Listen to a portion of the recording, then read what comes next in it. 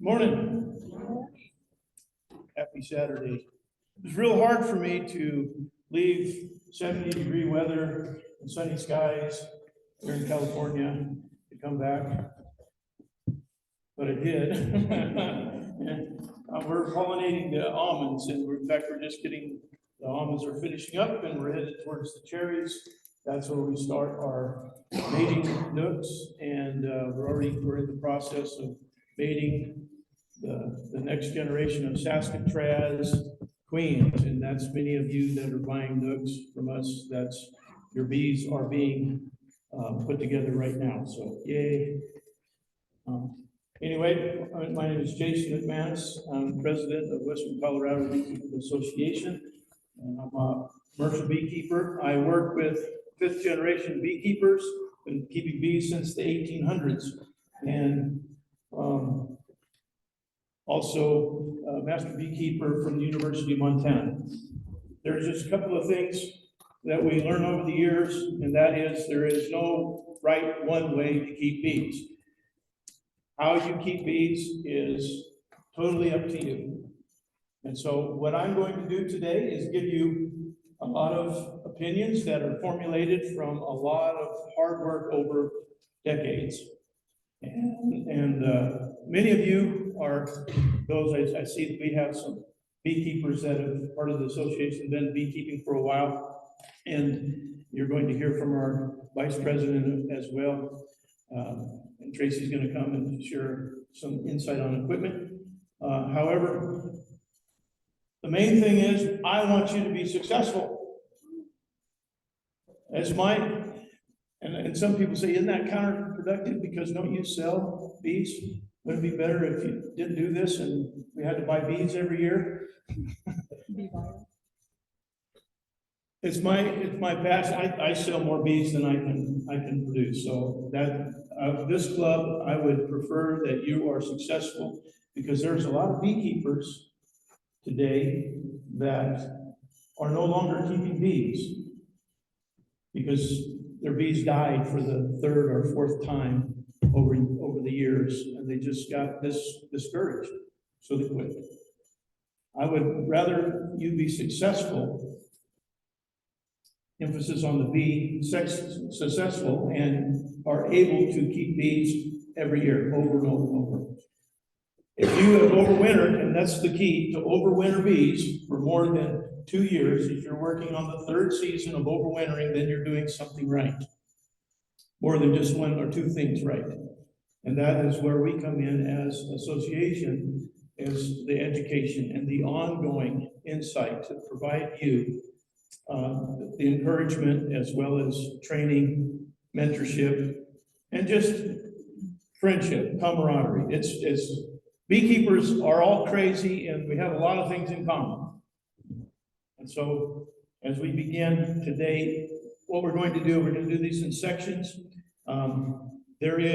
We're going to break for lunch about noon, have lunch over there in that fellowship hall area. There's the kitchen. Right now there's coffee, donuts, all kinds of water, drinks. If you would avail yourself, and also the restrooms around the corner on this side.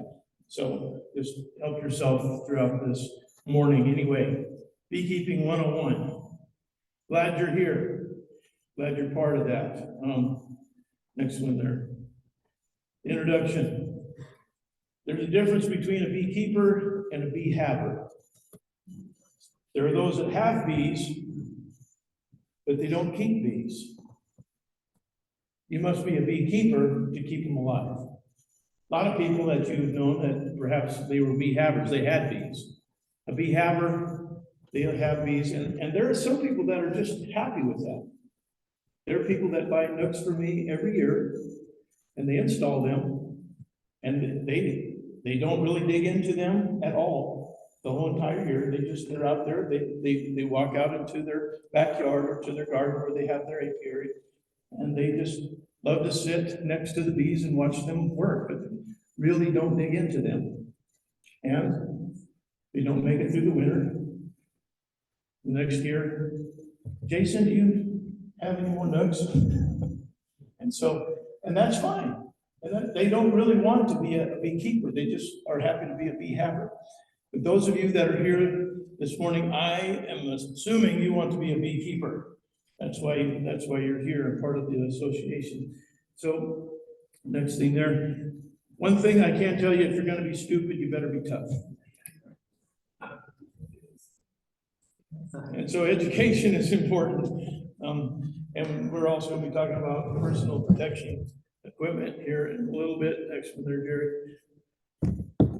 Bee biology, that's where we're gonna begin today, bee biology, what makes honeybees unique. And the next one there is the anatomy of the honeybee. And I'm just gonna touch on a couple of things here that make this insect so much different than any other insect. There is a couple of books I would encourage you to purchase if you have not yet. First responders, if you are a first responder or a veteran. We have a veterans and first responders bee club. And this is the book that I give them. And I encourage it. It's not in depth, but it is a very good starter. It's called Stories Guide to Keeping Honeybees. And then there's a lot of you that have the Bible of honey beekeeping, and that is the hive and the honeybee. And that's been around for a very long time. And this is the latest edition. And if you're going to be a part of the master beekeeping program, then they'll probably have you purchase this one, so you can purchase it ahead of time if that's the direction you're going. So get some material, some information, so you can educate yourself. There is, whether you're going to be a deep dive into the anatomy of the honeybee, it is good to understand how they operate, what makes the honeybee work. So in turn, that you can also understand how to keep them alive, how to combat the viruses, which we will talk about, and the vector of the viruses, which is the varroa mite. One of the very into the next one there, dear. One of the next things that is very interesting is the glands. And I'm going to talk a little bit about the glands of the honeybee. There's a hypopharyngeal gland you'll see at the head, on the head of the bee. That hypopharyngeal gland is how they feed the babies. When the larva is being developed, they are fed a royal gel, and that is mixed with that from the hypopharyngeal gland and the mandibular gland. And the mandibular gland is also found in all the bees, but very primarily the ones that use the most of the mandibular is the queen. And the queen mandibular pheromone is what causes the bees to stay in that box. Have you ever wondered, like, well, how do my bee know which box it belongs to? We run over 1,000 colonies, and oftentimes they're very close together, and you're thinking the bees are just going to go to this hive and to that hive, and there is a little bit of drift, but there is very specifically a pheromone that each queen produces, and it's endemic to that very specific hive. So these bees that are in that hive, in that colony, that are raised in that colony, they know exactly who their queen is. And when a foreign bee tries to enter in, the guard bees will not allow them to come in because they don't recognize that pheromone that each bee carries and that comes from the queen in that mandibular pheromone. Now, that's also when they're raising queens, when the workers need to raise another queen because the queen, the older queen, is dying. She's getting old, or there is a swarm that took place, and so she left. Then now you have a need for a queen. The workers with the hypopharyngeal gland activate that mandibular gland in every single worker, and that's what produces that royal gel that differentiates how that queen is developed, or it's a worker. Worker bee gets that royal gel, but it is missing. And this is a study that's taking place right now, and I'm always trying to find out more, and it's really interesting that they are adding to that royal gel from the mandibular gland. So these glands work together. Those of you, how many beekeepers that we have here that have bees or been around bees? Okay. There is something called an alarm pheromone, and that is near the end where the costume off at the very end, and that's the venom gland and the costinivog. Can't say that, not Russian. That is what produces that smell. It smells like bananas when they are upset. When a bee stings, it releases that pheromone. It's called an alarm pheromone, and that's from that area of the bee near the rear end. And what that does is it attracts the other bees that are on alarm. All of a sudden, there's a heightened sense to the hive because they went from very calm to all of a sudden crazy. And there is a energy in the air. All of a sudden, it's just released, and that is because alarm pheromone went off. And they communicate with each other through pheromones. You got to remember, inside a hive, it's completely dark. When they're doing that waggle dance, they're doing it in the dark. But they're also releasing pheromones. There's a pheromone on the feet, the tarsal glands. And the tarsal gland is also releasing a pheromone when they're doing that waggle dance. Now, the waggle dance is this: the worker comes in. She has found pollen. She has found honey. And it is the mother lode. And she's coming back and she wants to tell all the other bees, hey, I have found the next source of the greatest riches that we could ever imagine. And this is how they tell each other, through the tarsal glands and that waggle dance. That waggle dance that has been extensively studied tells the rest of the bees where that pollen source is, where that nectar source is, what direction, how far to go, within literally inches. That's how they know. Have you ever been, those of you beekeepers, you left out a little bit of honey because you were doing some extraction, or you left out a frame, and oh, I forgot about that, and there was a couple bees there. You wait 10 minutes later, and there's 1,000 bees. And you're wondering, how'd they all find it so quick? That's one of them went back and said, hey, here's a source, and this is where we need to go. So they communicate, and this is part of the bee biology.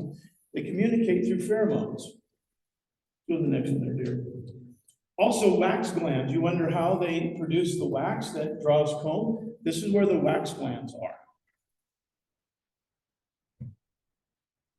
Now, the wax gland isn't always producing, and it's usually only through the young bees, 2-week-old and younger bees. The older bees, they can produce wax, but usually these glands shut down, and they don't produce much. They can go back and through either in a swarming scenario, or they are forced into a new home, such as a nuke or a package, and then they can go back to producing wax, but it's much more difficult for them. So just understand that is part of the younger bees. It's the next one there. Let's talk about location consideration. Now, once you get your hive, and we're going to talk about how to install your nuke or your package. But before you do that, I want you to think about in your yard, where you are going to place that hive. I want you to think about that. And some of you have already thought about a location and said, this is a perfect location. And it's a perfect location for the beekeeper. But more than that, it needs to be a perfect location for the bees. You want your bees to be successful, and you want your bees, and a lot of people tell me, okay, they buy this, they buy a nuke from me, and they say, okay, how much honey am I going to get this year? And they're thinking they're going to get a barrel of honey, and oh, that's got you're going to come back with a whole barrel. And realistically, they're going to be and some nooks do better depending on location. Some will just barely get through it, but some because of where they're at and the resources that are close and where they're positioned, how they're positioned, they do so much better. I've had that question from somebody that asked me, you have what in your backyard? Well, I got 30 colonies in my backyard. That's how many I have. This is most of the time, this is the picture. The next one that's usually the picturesque idea of people thinking, this is what my backyard is going to be. I'm going to get this beehive, and it's going to transcend my backyard, and this is what I have. That's a beautiful setting, isn't it? I like that. Is that kind of how you picture your backyard? Go to the next one. I'm going to give you 8 simple rules beehive placement. Number 1, sun, shade, or both. Now here in the western Colorado, we don't have the scorching hot days that is going to cause a problem if they're in full sun. I tend to do much better in all of my yards, and I have many. I have many yards in the valley, all the way from on the other side of Palisade, all the way out to 8 Road, and almost to the Utah border and up against the foot cliffs, and so they're all throughout the valley. We don't put more than 36 in a yard. We try not to. Sometimes there's more, and so this is some things that I have found how they do so much better if they're in the sun. They fly earlier. If the sun hits that colony, they fly earlier. They can fly later. Getting going in the morning is so important.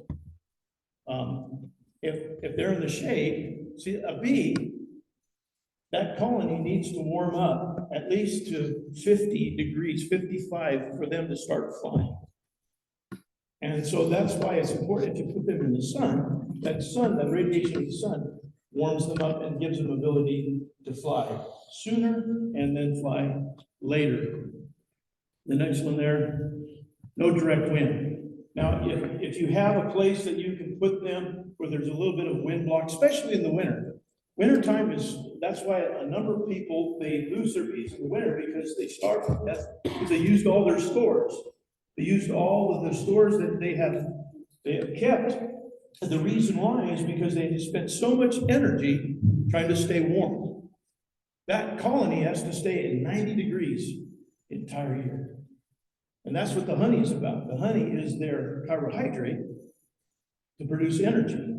And that keeps them alive. So if you have a place that you can put them near a fence or trees, oftentimes, a hedgerow, just something that just kind of break the wind. That's a perfect scenario, okay? We're talking about the perfect scenario. If you don't have that, I understand you. You're limited, and you want your bees close to where you live. And we have bees. All my bees right now are 1,000 miles away. That's not too good, right? The next one is space between. So you notice here's a beekeeper, and he's got 2 colonies right up next to each other. So it's kind of difficult for him to work that colony. So if you have a little bit of space between, so I had one colony here and I had another one here, that way I'm not bumping up against each other. I'm able to work this one so much easier by itself. Does that make sense? So these are just considerations. Now, some of you already have your setup and you already have bees there, and then you learn these things the hard way. You can move them. You can move them either 3 feet or 3 miles, up to 3 feet, and say, why can't I move them more than that? Because the bees, when they leave the colony, they identify and they mark where they are. That is their location. And the way that they do that is through their sensory organs, their eyes, and again, the pheromones. And if you move that colony away from that location, let's say I want to move it 10 feet away, all those foragers that went out, they're going to come back to that same spot, and there's going to be nothing there. So they will land in dirt, and you'll have a pile of bees right there.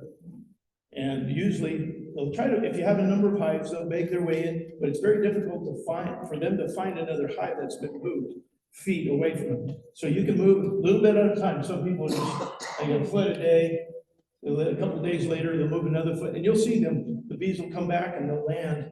So if the entrance is on this side of the box, they'll land over here where it was, and then they'll say, oh, it's over here, and they'll fly or they'll crawl over. And so that is one way that you can get away with that if you've already established that. But as you're starting, those of you that are just starting, consider that. If you're going to be buying 2 hives, and that is usually the vast majority of those that give that information on starting, they said you need to have 2 hives. The reason why is because when one is struggling, you can use resources from the one hive to build up the other hive. And also that you have a good, solid indication that you don't know that one is struggling if you see the other one, oh, this one's doing great. And so I wonder what's wrong with this one, and that'll give you an idea that it needs a little bit of attention. So it's ability to gauge and to understand the strength of one versus the other, as well as the main thing is sharing resources. One is struggling, I can take a frame of brood out of one that is doing great and drop it into one that is struggling, and I just boosted the numbers immediately. And so that is the reason why there's 2 or more, but you'll never end up with 2. You'll think, well, I'm just going to have 2 hives. 20 hives later, you're calling your friends, hey, would you like to have bees in your yard? You know, he was talking about, anyway. The next one there, perfect height. The perfect height. Most resources, most books, most instructional videos mention your colony needs to be 18 inches off the ground or more. Now, and the reason why is because you're removing your hive from critters, from pests, as well as animals that would come and bother. The one thing that we have to worry about in Western Colorado, especially if you are not in town, but even in town, those in Palisade know that we have these furry creatures called the black bear that wander into, and I've had black bear in 2 of my yards in the valley, and I have to have electric fence. So, but more than that, the one that is even more pervasive is the skunk. Mr. Skunk loves bees. And at night, he'll come knocking on the door, and so they'll rap on the door. If you have a camera, a video camera, at night, you can watch them do this. They bang on the entrance, guard bees come out, they grab that bee and they eat it. And they'll sit there and eat your bees all night long. But that 18 inches is just right out of their reach.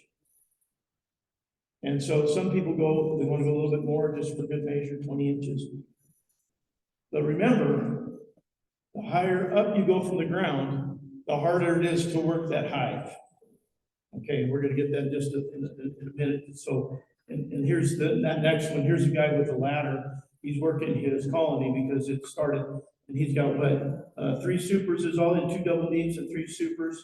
So those are honey. When I say super, those supers are honey supers. We call honey super. The double deeps is the brood chambers, and then the 3 supers. And so he's got to get a step ladder to work those top boxes, and it makes it a little more difficult. So that is one thing. And if you have physical limitations, then it might be best just to get an electric fence, and then you can have it much lower to the ground. That way you're not having to climb on ladders. Does that make sense? Water source, that's the other thing. You gotta know that they need water all year long. Now during the winter, some people say, well, where do they get the water during the winter? It's through condensation. The bee, again, produces 90 degrees. And so with the outside cold, the condensation fills up on the lid, on the bottom of the inner cover, on the walls, and so that's where they get a lot of their moisture. But on warm days, they will fly. In the middle of winter, in the middle of January, if it gets to be 45 degrees, you'll see the bees starting to fly. Say, well, there's no flowers. What are they doing? They're going gathering water. Because that is one thing that all creatures need is water. Now, these bees here are slurping up water from a swimming pool. If you have neighbors that have swimming pools, your bees might visit them from time to time. And if your neighbors don't mind, that's great, but if they do, they are after resources. They understand that there's something in that chlorine, a chlorinated pool, that they need. I very seldom ever hear of bees drinking from a swimming pool that is salt water. The salt water, that's kind of the new thing now. It's treated with a saltwater swimming pool. But the chlorinated pool, that chlorine, they know is the antiseptic, and if they're having any kind of bacterial issues in the hive, any kind of fungal, bacterial, even viral issues, that chlorine, they know that helps them. And so that's why, so to avoid that, just get yourself a little kiddie pool, fill it up and put a couple of capfuls of chlorine in that little kiddie pool in your yard for a little bit, and they'll go right to that. And then hopefully leave the neighbor alone. If they don't, talk your neighbor into becoming a beekeeper. Facing entrances. It's best to have the entrance face toward the morning sunrise. Again, this is the best case scenario. If you cannot do that, that's okay, but I'm just giving you the best case scenario of how to set them up. Of course, as a commercial, we don't have that ability because there's 4 beehives on a pallet. So inevitably, there's going to be some that are facing towards and some that are facing away. And I'll promise you, every time our beehives are facing towards the sun, those beehives do better than the ones just directly behind them on the same pallet. So there's something to this, and I believe it is that the morning rays, that sun, not in the shade, they see that and it activates them, something goes off. And say, it's another day, it's time to get to work, ladies, let's go. And so there's something to that. The next one is ease of access. I don't see that with you guys standing in water, working these bees in a bog. That is, if your beehive is at all in a place where there is water or going to be water, you will know that you will lose a number of your workers to drowning, because not all of them are able to land perfectly on that entrance board. And if they drop down below, well, they will drown. And so that is a consideration. They do that. The Tupelo honey is notoriously the best honey in the United States. Made from the Tupelo tree in the panhandle of Florida, in southern Georgia. By far, it is the most expensive honey that is produced in the United States. And the Tupelo is in swamp. It's in the bayou. And so what they do is they float these beehives on barges and making sure that there's enough place for the bees to land and not just sitting out there on stilts. And that is the reason why. So that is the ease of access. And that's also for you. There's a couple of guys in our beekeeping association that I help them from time to time. And their bee yard or their apiary is, they have a little bit of land, but it's down the hill from their house, way down past a bunch of trees. And every time he works his bees, he's got to load up a wagon and go. The wagon pushes him down the hill. And he's an older gentleman, so it's like me, he's got knee issues. And so it's frustrating for him. And that part of it, just getting all the equipment, because you will have to haul a lot of equipment to work your bees. You'll find out more and more. Depends on what you're doing, of course. And then after he works his bees, he unloads it all in the wagon and drags it up the hill. And that's so. And then there's also a couple of people that I have in town sold nucleus packages and nukes to, that they have their beehives on their back porch, right out the door, on the back, literally 5 feet out the door. And I don't know if I do that, but they're excited about that. I said, do they bother? Do they bother? No, we have the entrance facing out, so. And what they do is they like to go out on their back porch and they just sit next to their bees and enjoy their bees that way. And so I don't know, that is really easy. Maybe too easy. So just find whatever works for you. Whatever you are looking at, this would be the great place. I think this would be one of the best connections of locations. And then you need to consider predators. This is a yard that was hit with bears. That's usually you come back from a trip, and this is what your apiary looks like. It is heartbreaking. You put a lot of time and money, and you're connected to your bees. And now your bees are the circle of life. Some bears carried them off in his stomach. And the thing is, that bear will be back. Because once they get a taste of honey and larva, Winnie the Pooh is unstoppable.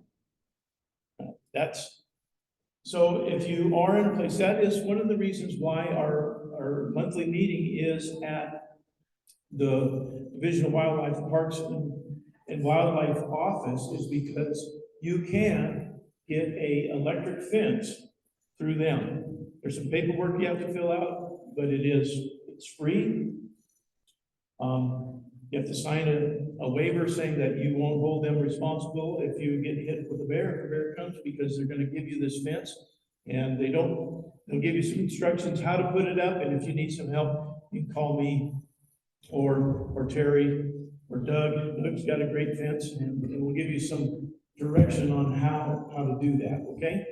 If you're in that area where there is bear. All right. How many is too many? How many hives is too many? I will promise you that there must be an excellent nectar source where this guy has his hives. Either that or he is feeding them profusely to keep them alive. That's why you've heard me say I tend to keep our yards 30, 36 or less, depending on the area, because you have to have enough forage to sustain them. And the bees will tell you how many is too many. Now, you might have neighbors, and some of you are going to be in town, or you live a little bit out of town. You're wondering what kind of forage. How many live by the river? Anybody have river yards? You guys are going to do great. There is year-round forage on the river. But some of my best yards are river locations in town, and they produce some of the best honey.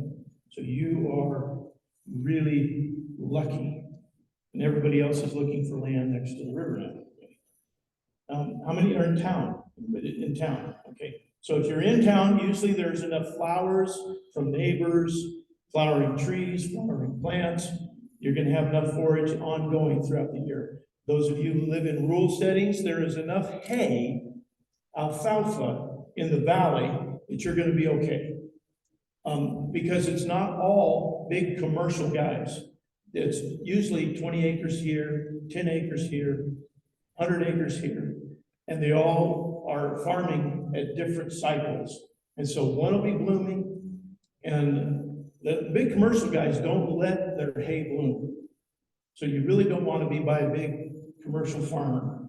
But these little farmers, these hobbyists, they're usually the best. And so this field over here is blooming, and so and that'll tell you the location and how well your bees are doing. For those of you that have a number of hives and you're wondering, well, we did real good up until this number, and then all of a sudden they just started struggling. What you might want to do is diversify, find another location for the next 100 hives, okay? So that 150 hives where you're at, there's just not enough forage. So that is about how many is too many. A lot of people ask me that question, so I put that in there. How many is too many? The bees will let you know. Okay, equipment. Tracy's gonna come talk about it. Sure.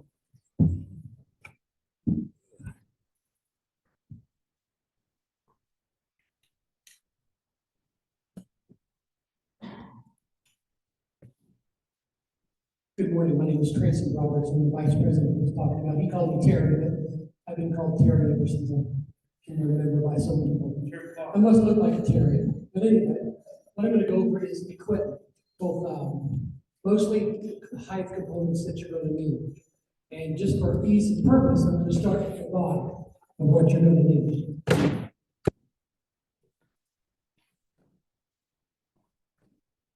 The bottom board. They make solid ones like this that don't have a hole in the bottom. They also have what's called an IPM bottom board, which has a big screen right here in the middle.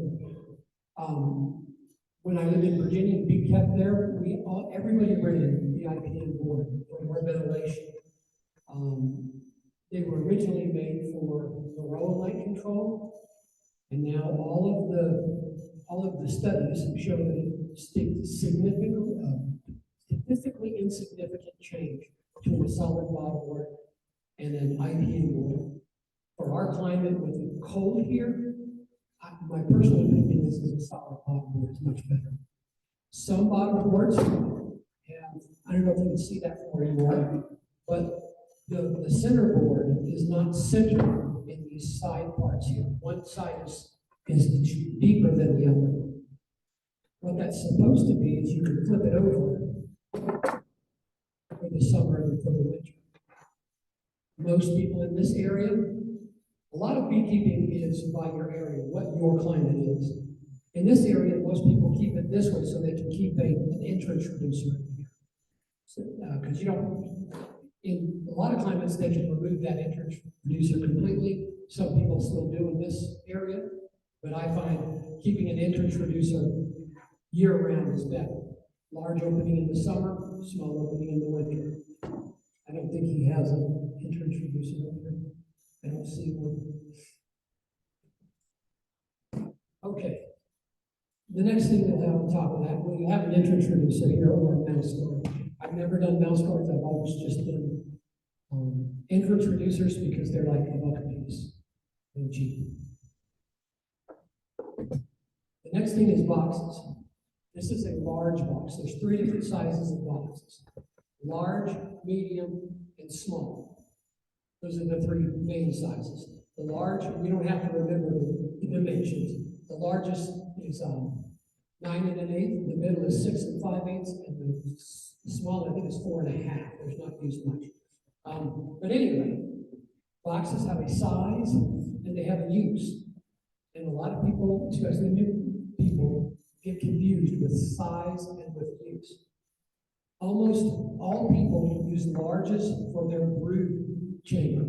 That's the area that the bees live in, they raise their young in, and we don't pull honey out, okay? And around here, we recommend 2 of the deep ones for the bottom, okay? There are different configurations, but as new people, I would recommend that you start off the standard way of doing it until you overwinter, like you say, it's twice, and you've got your feet wet, you know what's going on. Then you can experiment a little bit. You can figure out what works for you. But to start off with, I would recommend doing it this way. Okay? So it's in this large is a brood box. It has the brood in it, okay? Exclusively for that. Now above that, you'll have boxes that have honey in them that you pull off and extract the honey, okay? Those are called supers, okay? And that comes from originally, in the original manuscript in the Hive and Honeybee, the wording is, then you superimpose another box on top to get honey. And so that got shortened into a super, okay? So the use is brood box and super. Irregardless of the size, Jason runs large supers. Most people run medium supers. And then the smalls are used by some people, mostly for comb honey. But I run 3 mediums as my brood box. Okay? So that's why I'm saying don't get confused with the size of the box, large, medium, small, and the use, brood box or super. Okay? We had a lady, Jason was talking about the size, about physical limitations. She was 75 years old, she wanted to beekeep, so instead of having 2 brood boxes, she had 4 smalls for her brood box, because she couldn't lift it. A small is exactly half of this size, and a medium is 2/3 of this size. So that's, you can kind of gauge how big they are. But she can handle 4 smalls. She couldn't handle even a medium box. So as I'm saying, they're interchangeable. Once you get going, you can experiment with that. But to start off with, I would recommend you start with the standard configuration, which is 2 larges for your brood boxes, and then mediums for your supers. It's also easier to extract the medium with the equipment and stuff like that. So anyway, okay, enough about boxes. Now frames. These are frames. Let me see if I can find one with a little color on it.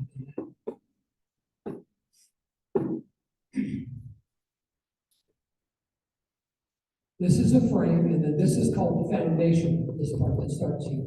And they make all kinds of different kinds of foundation. They make wax, they make plastic, they make iron wax. You're probably going to buy a kit, and most people now use plastic. It's just easier than using wax. This is brood comb because it's dark. In a honey super, it's nice and light, and you'll have 10 of these in your bottom boxes, 10 in each box. They make an 8-frame box. That was an attempt to make it lighter, like how I use mediums. It was just an attempt to make it lighter.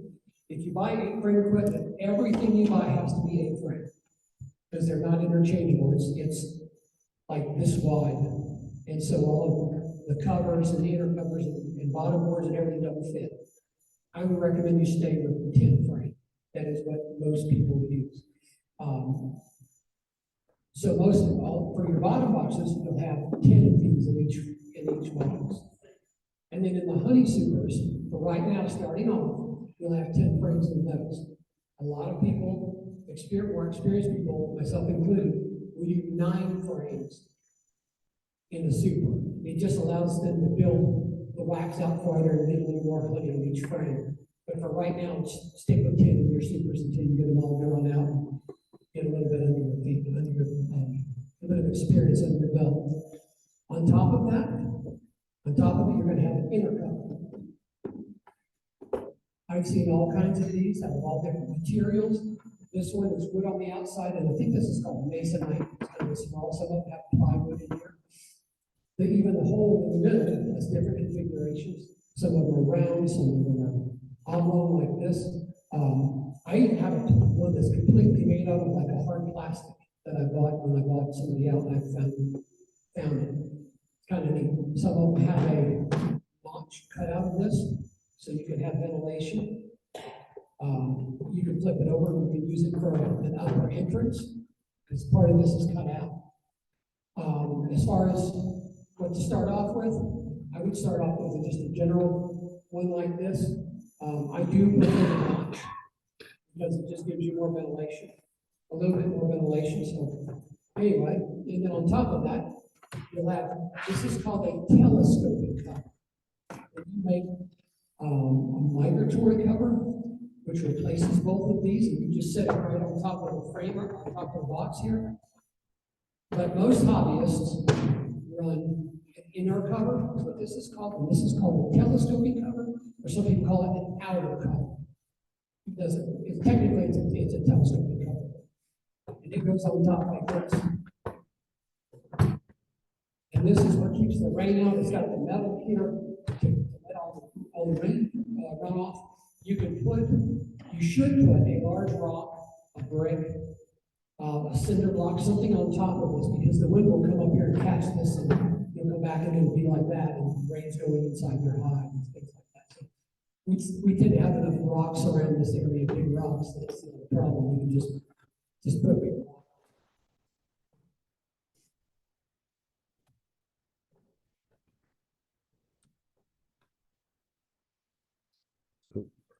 Hey, Tracy, why do you need an inner cover and an outer cover?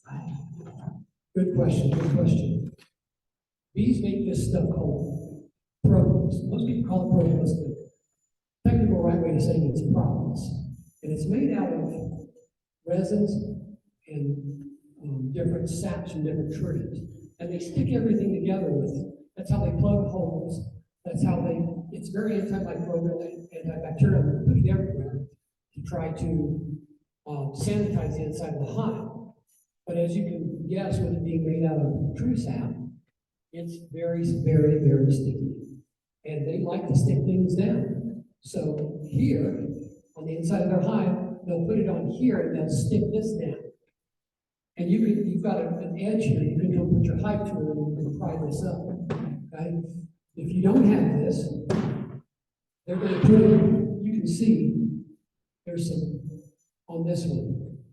Because if they pull this down, you're trying to get your hive tool up under here, you're breaking these, trying to pry this thing up. So that's why you have an inner and an outer cover.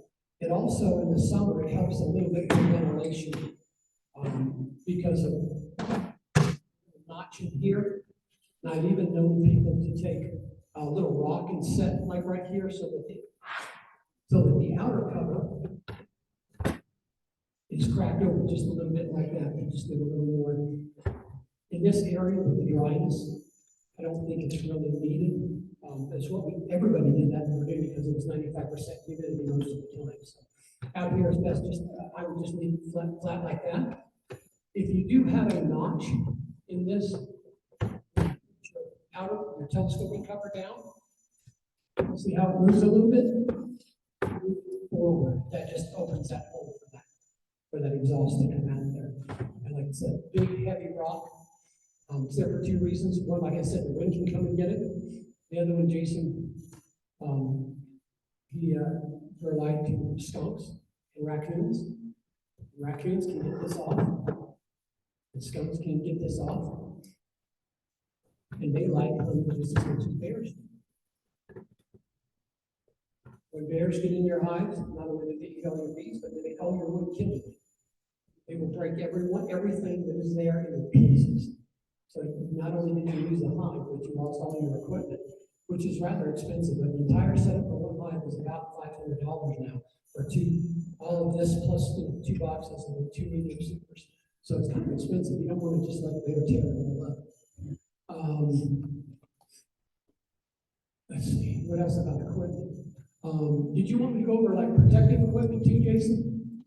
Yeah. Okay, awesome. I've got some suits over here, different types. And these will be over here for you guys to come look at. But there's whole body suits like this one. They're made out of cloth. These are great for beginners because they're cheaper. This one has a round veil on it. I prefer round veils. But you guys can go look at these. And the next step up from that is a suit. A suit like this one. No, that's okay. Sorry. The next step up is wool. This is a little different material. It's almost like a cloth that just has holes in it, so the ventilation can get through. The best kind is this kind right here.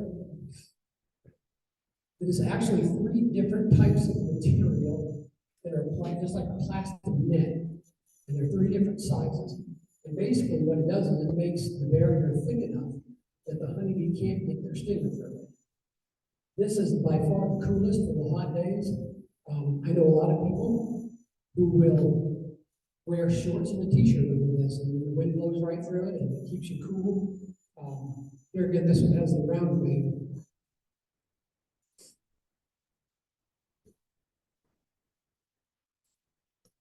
Some people just like a coat. This is what I wear most of the time. I go like I am with Levi's and shoes, and I put this on.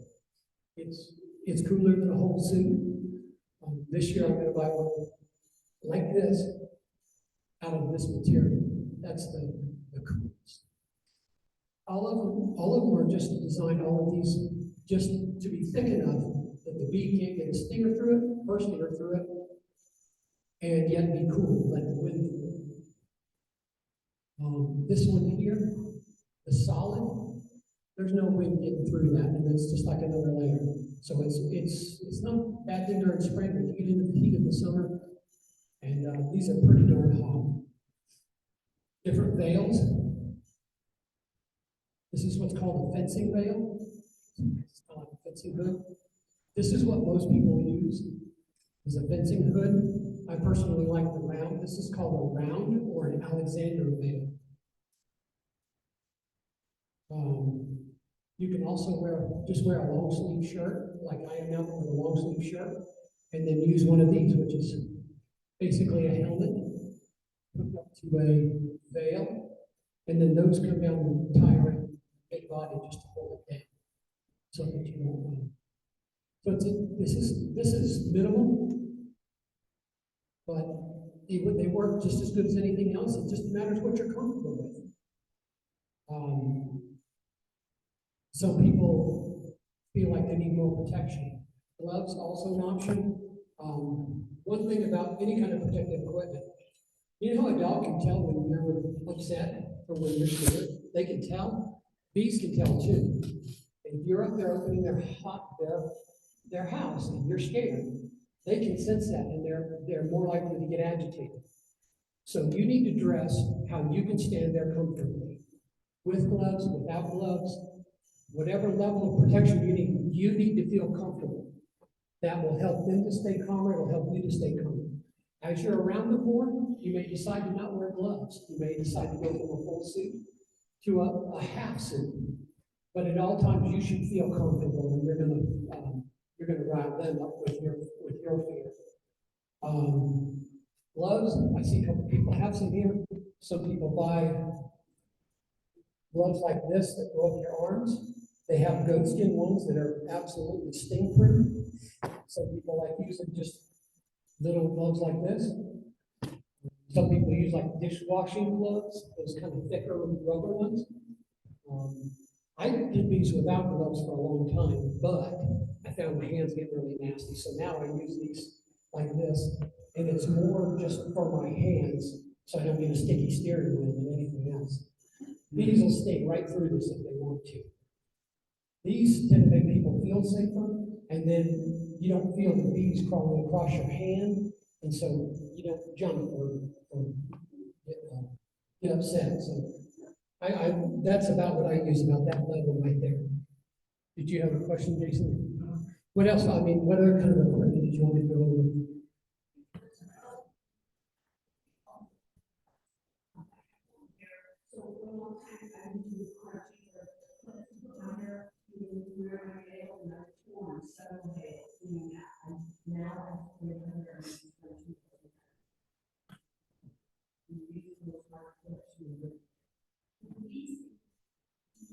Bees get in your hair, they're going to sting. You're most likely going to get stung. My wife went out and bought they call it a do-rag, like you see motorcycle wearers wear, and she puts her hair under the do-rag, and then she doesn't have to worry about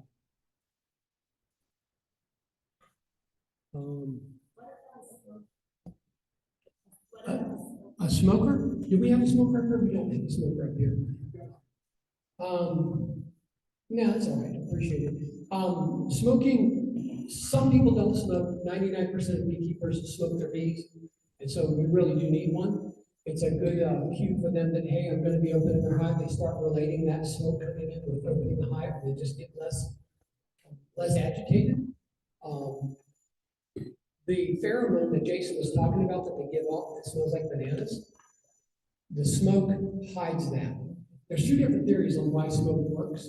One is that it just basically smells so bad that they don't smell anything. They can't smell any of the other pheromones. The other one is that way back in survival, if there was a forest fire, they would smell that smoke, and they would all eat a bunch of honey just in case they had to fly off and make a new home. So they instantly go into survival mode and trying to eat up honey. I don't know that there's any scientific credence to either one of those. I can't tell you that it works. I smoke my bees every time I'm in. Very seldom if I ever get in a bee hive without smoking. a little bit in the front, and then as you open the top, a little bit on the top. One of the things about smoking is that, when you initially smoke, what you want is you want that whole hive to get alerted to that smoke. So if you smoke and then 5 seconds later open up, not everything is smelled. And a lot of what I was told originally was smoke at the front and then open the upper cover, crack the inner cover and put some smoke under there. Then wait 20, 30, 40 seconds and let that smoke kind of go through the hive and let all of the bees, because bees also will set off a pheromone that tells the other bees there's smoke. So that way that communicates to the whole hive before you open the hive. Let's see, smokers' hive tools. I don't think we have a hive tool.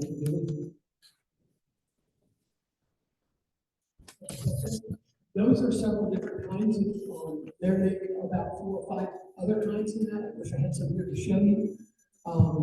I would start off with just a standard hive tool. Just the one that's a bar with a 90-degree bend in it. They don't even have that. Yeah, it's the second one. It's the next one in from the outside. You can't see that it has a bend on the other end, like a 90-degree bend. Just to get started, you can figure out what you like. But it's like anything else. You got to kind of get started. And that's a good place to start. Just start off with the basic one and then figure out later. It's the silver one up there. Some of that other stuff is kind of a bee brush. Those are important. If you're trying to get bees off of a frame, you just give them a little brush them off. The bees do not like to be brushed, but a lot of people agitate them more than normal when they brush.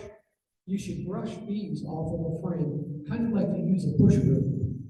Just those little strokes like that, then you're pushing sweep the floor, not just try to rake them all off with it. You break wings and all kinds of stuff when you just try to rake them all off like that. A hive, a frame grip, that's in the upper right there. I use a frame grip, a lot of people don't. And they have several different, they have at least 3 different kinds of those. So there again, you need to kind of figure out what you like, what style you like. That's for grabbing the frame. Instead of having to use your hands to grab this frame and pull out, it grabs the frame and has a grip. You pull it out with that, so you're not putting your hands on the frame. It's kind of like what they are. I personally like it because I can do this with one hand, and then I have my other hand free to use my tool or do whatever, or to touch the bees or try to get in the mood, or I have a hand free. Whereas if I pick this up with both hands, both my hands are being used, and I don't have another hand to use. That thing that looks like a hair piece in the middle, like a hair clip, that's a queen catcher. That's to catch the queen, to mark her, or move her, or cage her, or whatever you want to do with it. But there's about 4 different kinds of those too. So you can kind of research which kind you like. It's made for picking her off the frame. Should we run it on here? You can just use that and click the right up on there. What about hanging the frames on the side? Oh, do we even have a picture of one of those? There are different kinds, different ways to do this. Some people will take this frame out and then set it on the stand and just lean it up against the box like that. A lot of commercial guys do that. Because you want to take 1 or 2 out before you start inspecting. You inspect these and put them out here, but then it gives you room in the box to work. Back and forth. They make a hanger that goes on here that holds 3 frames. So it holds them up like this.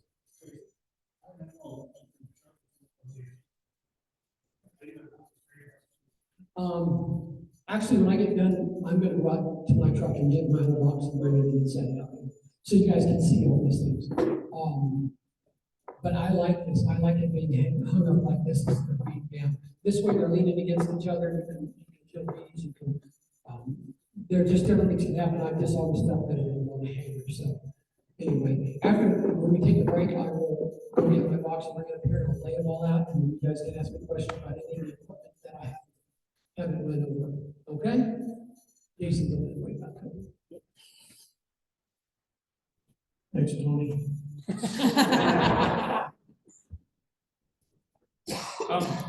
Let's take a 10-minute break. And there's drinks, donuts over there. Again, we're gonna be breaking at noon for lunch, but anyway, let's take a 10-minute break. Bathrooms are on the other side. And back here, in 10 minutes.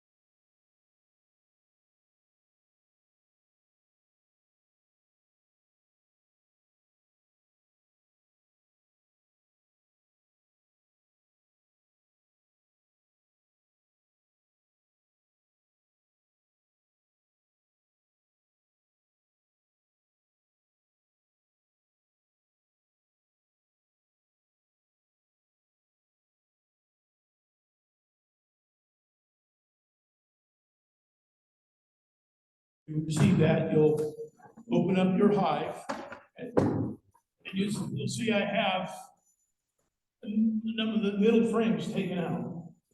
There's some people, what they prefer to do is to shake the bees, and you can do that. It's hard on them. You'll take the can out, and when you're taking this can out, there's something that you've got to be paying attention. What do they do that? It's the queen, see, I wasn't paying attention. The queen will be in a cage. So the queen, and usually in a package, she'll be either on a metal wire, and she'll be right underneath that can to the side. That's what that slit is for on the top. And so she'll be in there, you take your can out. The next thing you want to do is you want to remove that queen. She's still in the cage. Just set her to the side. Don't do anything with her just yet. You set her right on top of the frames. She'll be happy right there. There'll be a few bees with her. Then some that'll take this package and they'll gently shake them. If you're doing this number, the bees will remember you. The next time you go to the end, anyway, so you just gently. Or some just, as they've taken those frames out, they've set the box inside. And the queen on top, that, and you'll notice that that is lower than the frames. It'll be lower than the frames. And so they'll let the bees walk out on their own, put the lid back on.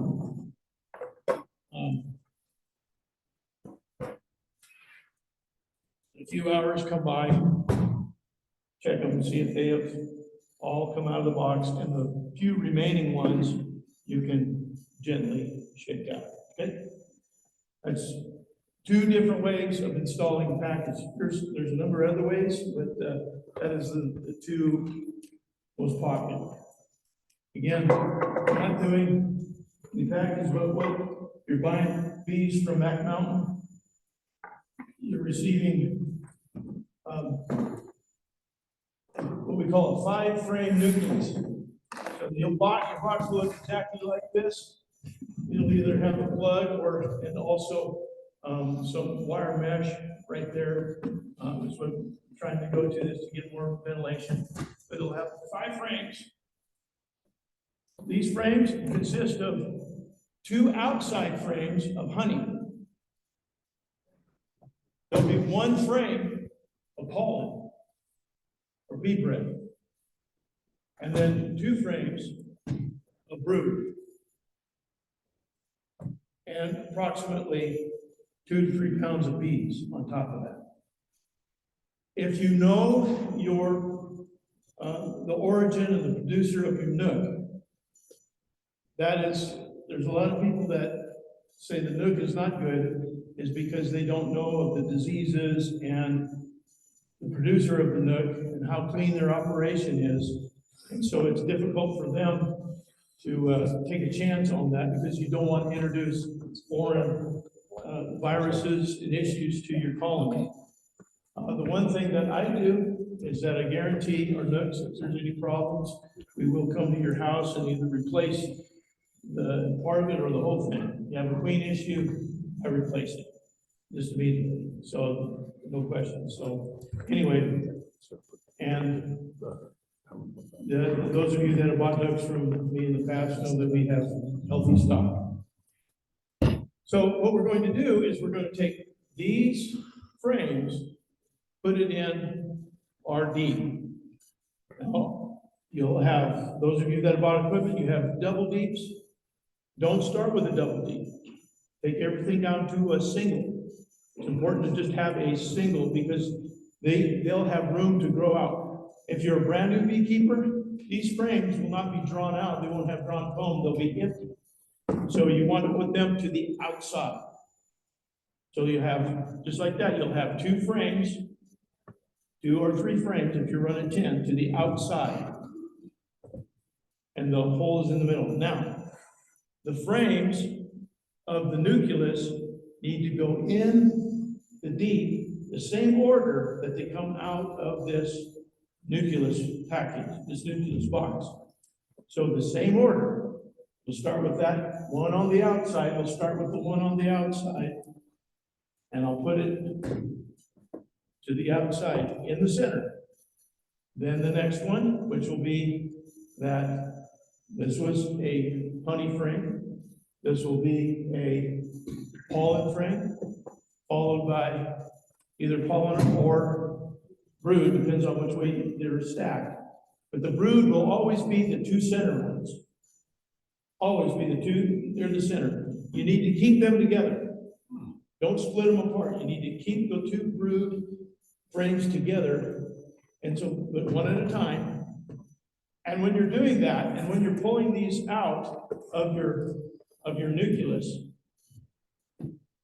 move them apart before you take them. So you're sliding them to the side before you take them out of the box. If you pull them out together like that, and they're rubbing, what's going to happen is you're going to roll the bees. They're too close together, and so when they're coming out, they roll, and you'll kill them.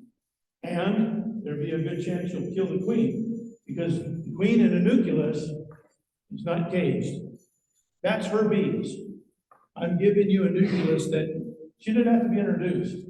So there's no, because there's a chance on that package of bees, the queen isn't. See, these bees in a package, they're from 10, 20, 30 different colonies. When we shake them, we shake the whole entire operation, and they're in these big, huge bins. This way, every commercial beekeeper does it. Because we all use the same equipment. There's only a couple of people in the United States that sell package equipment. And so we have to do it the same. You shake the bees, and then you weigh 3 pounds. You dump 3 pounds of bees in a box. You might get nurse bees, you might get all worker bees, you might get some of both. Don't know. They're all mixed together. And then the queen is placed in there.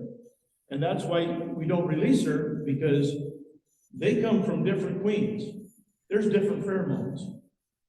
They may or may not accept her right away. So there is a chance that even though they've been together for a while, there is a chance that they won't receive her and accept her. However, with these nucleus, I'm selling you a queen that's her offspring. They're raised in this nuke. This is all her bees. So there's no chance of not being accepted. That make sense? But you don't, yeah. There's just some people that don't offer nooks. There's just some that offer packages. It's just the supplier. Packages will ship further. You can ship packages 500, 600 miles over 2 or 3 days. Nooks don't do well shipping them long distances just because of ventilation issues. You notice that's all that is ventilation. So, but before you get them from me, they're already here, they're already on the ground for a week, they're already established, they're settled down, so it's really easy to transfer. Again, when you're taking these frames out, don't hold them straight up, move them over.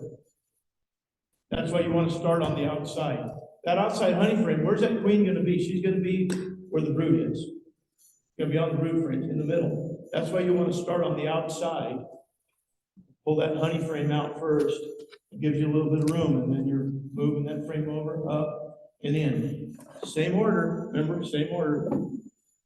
And then moving it over, up, in, moving it over. So your 5 frames that come out of the box, 5 frames are going to be in the center. Okay, that's important, especially if these 2 outside frames that you have are blanks. They're not drawn comb, they're brand new comb. They will get to them and they'll begin to draw them out. Now, the question is, when do I put the next box on? And how do I do that? The next box will go on when at least 2 of these outside frames are drawn and filled up, because they still have room. Then you can put another box on.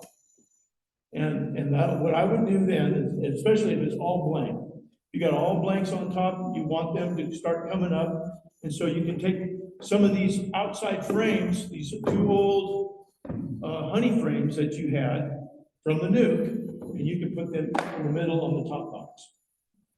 Okay? And then the bees will start coming up and they'll start working out. But they got to have, you got to give them incentive. For them to go up into blank frames is hard, especially if there's very little wax on them. Yeah. And how long does it take before you add that box on? Like this month, a year? Okay, that's a good question. It all depends on strength of bees and forage. If they have a lot of forage, if there's a lot of nectar coming in, they'll draw out comb. They draw out comb, and it takes some resources to do that. 1 box of drawn comb, it takes them approximately, it costs you 1 box of honey. For them to draw out that comb, the resources that they are using, they can fill up a box of honey. And that's pretty standard. So I can tell, and that's why drawn comb is gold to a beekeeper. And so once you get it, you want to take care of it. All my good stuff is not here. So, when you're looking at your nuke, I know the outside is where you want to start, but how can you tell the 2 broods just looking at it from the top? You can't tell as easily from the top, but I promise you they will be in the middle. But I mean, because one side will have 3, one side will have 2. So. Yes. If you start, no matter what it is, you start from one side and you'll just be And you'll taking be them. able to see once you take Yeah, it. but you'll just take them in the same order It was the same order here. Same orientation. So, you're setting it right there. You're taking these out. So take this one out, put it there. Don't do this. Same orientation, north, south. And whatever it is, yeah. Yeah, I run 9 frames. I run 9 frames because I prefer them to draw out a little bit more. I give them a little bit more room and I space them out evenly and they draw the comb out a little bit more, especially on my honey frames. This is a 10 frame box and I could get that 10 frame in there. Here's what I found. This is personal preference. This is not, you know, this is not written down in the, you have to do this anywhere. This is just personal preference. There's some that prefer to run those 10 frames. But what I found, especially in the older colonies, it gets really hard pulling out 10 frames of it because they're all smashed together really tight. So I give me a little bit of room. Will they draw bird comb in the end? Yeah. They'll draw, if I leave too much space, they do their own thing. I have a perfect box on top that is full of blank frames, ready for them to draw. Where do they draw it? Down the side or on the lid. You know, that's just what they do. And so you can do some things to encourage them to do what you want them to do. The main thing on this is don't leave them too much room one way or the other. If you're going to run 9 frames, don't shove it all the way to one side. Leave that gap on each side. Now the B space is 3/16. So we know that they will not fill up 3/16. Anything bigger than that, then they're going to drop comb. And so that's and Langsford is the one that come up with B space and all that. Interesting. That's B space right there between the 2 frames. That's why the frames are what it is right there. That's B space. They won't fill that in with normally. There's retarded bees that do what they want to do. The bees that didn't read the book. Huh? The bees that didn't read the book. Yeah, they don't know what I want. So- Those bees I sell them. We had a question come in on Zoom. When does our nectar flow in this area normally start? That goes from year to year. The first real nectar is from the trees here in the valley. So whether it's fruit trees, flowering trees, ornamental trees, there is a little bit of nectar, but mostly pollen that comes off globe willows. Globe willows produce the first real pollen in the valley. And they do have a little bit of nectar, tastes terrible. I do have, those of you that want to taste almond blossom nectar, I brought some home. And if you would like to taste some of that, I'll have some available here after lunch. I would strongly encourage to make sure you have a drink handy. It's everything you've heard about almond nectar, that is not that great. That's true, but some people they want the experience. It's like a beekeeper. Are you really a beekeeper if you've never been stung? Are you really a beekeeper? I don't know. Let me bring up one thing. That box is designed to have 10 frames in it. Most people, like I said, they start off doing the way it's designed. Of course, Jason has a lot of experience. He's found this 9 frame works, but they're designed to hold 10 frames. And again, that's just your preference. Back to the package fee. Yeah. You have to prove in your little space there. Where do you install it? Okay, now, that's a great question, thank you. So you're dumping those bees in there, and if you want to put her in the middle, you'll set her down between the frames. There's a little mesh cage, a mesh part of it. You need to make sure that is not towards the comb, but it's out. So they can feed her. She cannot feed herself. Worker bees feed the queen. If you put that facing comb, she's not going to eat because they can't get to her. And by the time they release her, because you see the bottom is a hole, what'll be in that hole is a candy plug. And it takes them about a day, a little bit more, depends on if the candy's all dried out, to dig her out. And so they will dig that candy and then she'll release. And the reason why they want to wait a couple days is that gives them better odds of them accepting her, the longer that she is with them. And she settles down, the queen, mandibular pheromone becomes released, and then they are readily accepting her. So they'll release her that way. And some people, they'll get it with a cork and say, well, what do I do there? Wait a couple days and make sure that they're accepting her. And how you know is when you take that cage and the bees will be all over this little cage, worker bees. If you take your finger and as you lightly brush, and they just move out of the way, you know that they've accepted her. If they are grabbing a hold of this little part of the screen and they've got their stinger down, trying to get at her, that's not good. That means they're trying to kill her. And so you can release her, they will ball her, and they will kill her. That's their only hope. And they just lost. And so that's a great question. So after if it's corked, there's a little cork in there. After a couple of days, you take a knife or a sharp utensil and you pop that cork out. Now, when you do that, you want to make sure you're doing that over the hive. Don't be doing it over here. Oh, I got a lot of bees. Make sure you're doing it over the hive, because there have been times she'll immediately come out and go down. The young queen, and most of these are young queens, the young queen oftentimes will take the flight. So that's why you want to be close. Pop that cork and set it immediately down. Don't sit there and look at it and say, I wonder if she's going to come out. She'll come out and there she goes. $40 right there. Hey, Jason, you got another queen? Yes, I got another. Okay. So, maybe you just like stable it to the top.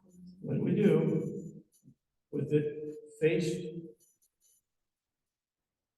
towards the opening, I place it in the middle and I gently hold these close together. Now, that's where you're not going to get that 10th frame in there. So you're going to have to leave one out because there's not going to be enough room, because it's going to it'll look like that. She's in there, not smashed, just up, snug. Smash it together, and a lot of times that comb will go over that mesh part of it and block her off. So you don't want to do that. So don't smash it. Just so it's holding right near the top. You can all see that.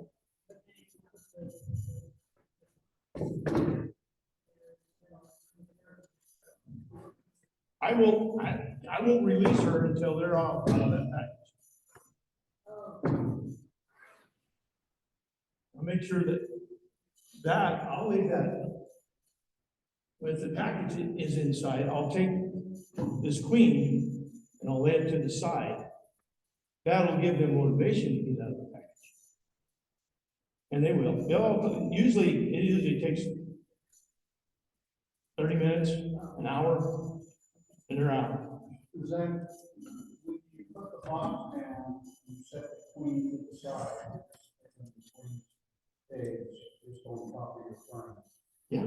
No, and on this one, a lot of times I'll set it on top of the box. Yeah. And then now, are you putting the cover on? Yeah, I'll put the cover on, leave alone so they just crawl out if I'm not shaking them in. And that's much more gentle on the bees. Bees settle down quicker. You shaking them in, they're going to be riled up for a day. Settle down, 2 days later, come back, and they might have already chewed her out, that candy plug. Usually takes a day, sometimes less. It's really soft candy, it's warm. They'll have that chewed out. So the expectation is most of the time the candy plug does not take enough time, but when you said they're still wanting to kill the bee, They're trying to ball her. if they're just trying to be on that face of that queen stage, That's where you have to insert the plug manually. No, usually that won't change. Usually if they're trying to kill her, they're getting at her, there's a reason why. And usually that does not change. But what I was getting at when you talked about having that plug. It gives them time. So it gives them enough time to get accustomed to her. But after a day, one day goes by, and they're trying to get at her, they made up their mind they don't like that queen. For whatever reason. Sometimes there's another queen. Sometimes a queen got by, they shipped a queen in your package. But what I was getting at. So there's two queens, and they've already accepted the one that's loose, and they're after the one that's in the cage. So that's one of the reasons why they won't accept her. The other reason why is that they're two different genetics. They're shaken Italians, and then they bought queens from the queen raisers, and usually they're coming out of Hawaii this time of year. None of the queen raisers have maiden queens right now, so all the queens are coming out of Hawaii. And there's enough genetic difference that sometimes they just have, or they'll let her lay one or two frames, and then they'll supersede her and try to raise their own queen. I guess what I was getting at, does the cage come with a synthetic plug that you have to remove? No, most of the time it's a candy plug. Right. Now, there are times it's cork, it's a little cork. Some of the queens, I know Adam Shire, one of the big queen producers, he does both, depending on what the customer wants. So it's either or, it's coming with one or the other. Yeah. So you just have to look, what's, candy plug is black and white candy. It's like a fondant smashed in there. Cork is real easy to tell. There's a little round cork, usually sideways. Usually not plugged straight, usually sideways. And so it's really easy to pop that out. If it's a candy plug, what prevents them from eating the candy plug out of the ship? When we ship them, we throw tape over that. We throw a tape over that plug. So when we get them, either we do it or we tell people, take that tape off so they can get, but it is relatively short time period. When we're shaking, we usually are loading the very next day. So one day we're shaking, loading our packages, we're shipped out the next day. They're on the truck and going. So it's not, they're not, but they can go another 3-4 days. That's why that can is full of syrup, so they have something to eat. In other words, they'd starve to death in a day. They're packed in like that, so it gives them resources for a couple days. Okay.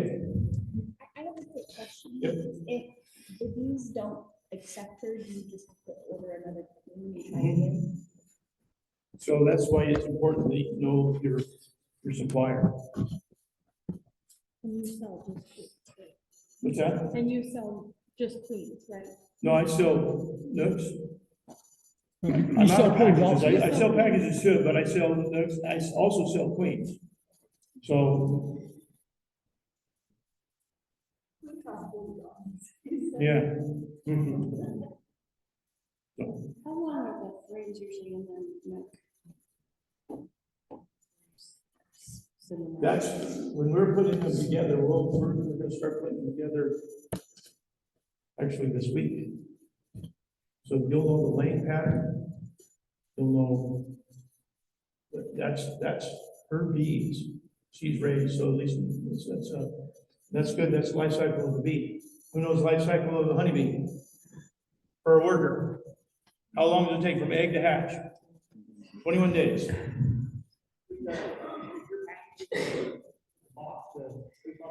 Yeah. When you bring up the trays over and drop them down, will the other bees out of that box come over, or do you cover it, will they go in, or you just shake them? Do this. Wow, yeah, we're free. Where are they gonna go though?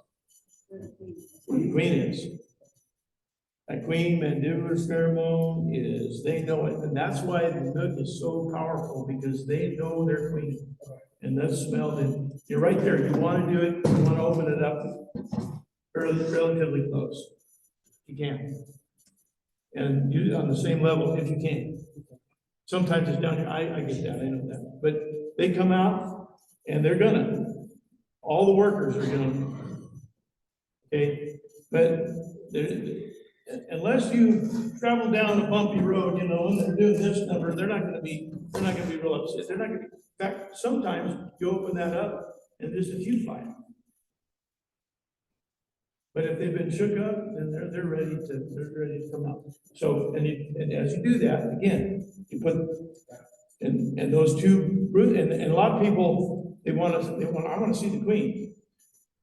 Don't take a long time doing this, okay? She's in there, but I wanna see the queen, and you're looking for the queen, the longer that you wait, the more that they have to, before they find out where their home is. Soon as she's in this box, that's their home. And they'll all settle down. Now, the ones that are left, there'll be some left in the box after you get all the frames out. You need to shake those out just a little bit, just real gently, just shake them out on top. Now, some people wait a little bit for the cloud to settle down. If they're all over, wait a little bit for them to settle down before you button them up. Some people also do this. They will leave a little bit of room. They'll cover it up except for a little bit of room. But don't leave them overnight like that. You know, as things settle down, and they will, and then you can go ahead and lock them. Yeah. Would that be a good time to smoke too? Or no? I don't smoke on anything like that. No, you want the pheromone right now. You don't want to interrupt the pheromone. So don't even light your smoker for this. What are the optimal conditions, temperature, time of day? By the time you get them, it'll be good. And at the time of day, it's really anywhere in the 50s and the 60s, 70s, you know, it's fine. You want to do it during daylight, just because the bees, you know, don't fly. They'll fly at night. They'll fly to the light. If you're out there in the bee yard trying to do this, and they're flying. They're flying to the headlights of your car, or they're flying to the lights that are coming out of your house, you know, and so that's, don't do it at night, but during daylight hours is fine. 50 degrees fine, 50 degrees fine. In fact, they won't be flying as much in 50, so it's easier. The bees don't breathe, weed. Yes, so if that plug, after 2 days, they have not chewed her out, they have not released her to eat the candy, you can help them out, take a toothpick and dig out a little bit of that candy plug. All you have to do is just get it to poke all the way through. Now, the tricky part is, trying to dig that out, sometimes people will poke that candy plug all the way in, they'll push it all the way in, and you can damage her. So the other way you do that, this way you gotta be careful again on that, is these are held on by staples. 2 staples. And you can take pocket knife Pipe tool. and get underneath one of those staples and just pry it loose and just open one side. Again, I'll do it over here so she's out and be released. So that is another way to release her if they haven't dug her out, and that occasionally happens. Especially if they have, beekeepers are frugal, cost a lot of money. We freeze our candy plugs, leftover ones from last year that we didn't use. Sometimes they're old, and so that's, I know growers that do that, clean growers that do that. And like I said, we work with some of the largest guys in California, so the big boys. They do $3 million worth of queens every year. So that's all they do. That's all they do is queens. We sell our queens to them. Yep, We were talking about farm home before. If farm home has previous lives, I do. I'm real careful. There is a lot of people, hey, well, I was a beekeeper and I had all this equipment, I'm not beekeeping anymore, do you want it? You can have it for free, type of thing, and you get it. There's a reason why their bees die. And we're gonna get to that here in a little bit. We're gonna get to the fact we probably need to jump on that pretty quick so we can break for lunch on time. You don't know what that comb, why they died. It could be viral. If it's viral, usually those viruses are gone. If it's fungal, fungus could still be there under certain conditions. Bacteria will be there. American foul brood doesn't go away. That's why you have to burn your equipment. Can't freeze it to death. If it is pesticides, herbicides, fungicides that are in the comb, it will be there. You can't freeze that away. And if that's what killed them, it'll kill yours. So I'm very cautious. If I know the beekeeper, I know them and I know they were successful, I will gladly, and I'll go through it, and it's got to be good and good enough where I feel like I can put in my operation. Because, hey, this is free comb. We wouldn't want that. Well, there's a reason why they're no longer a beekeeper. Their bees died. And I don't know why they died. They don't, and usually they don't know either. How do you figure that out? So we're going to talk about that. I'm glad you asked. What a great segue. How you like that? You can pay me on that. Okay. IPM.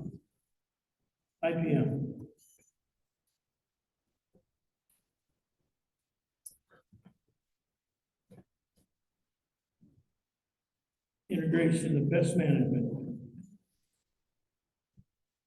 You see there at the bottom of your IPM, and this is everybody needs to have, but integrate your pest management and understand how and what affects your bees if you're going to keep them alive.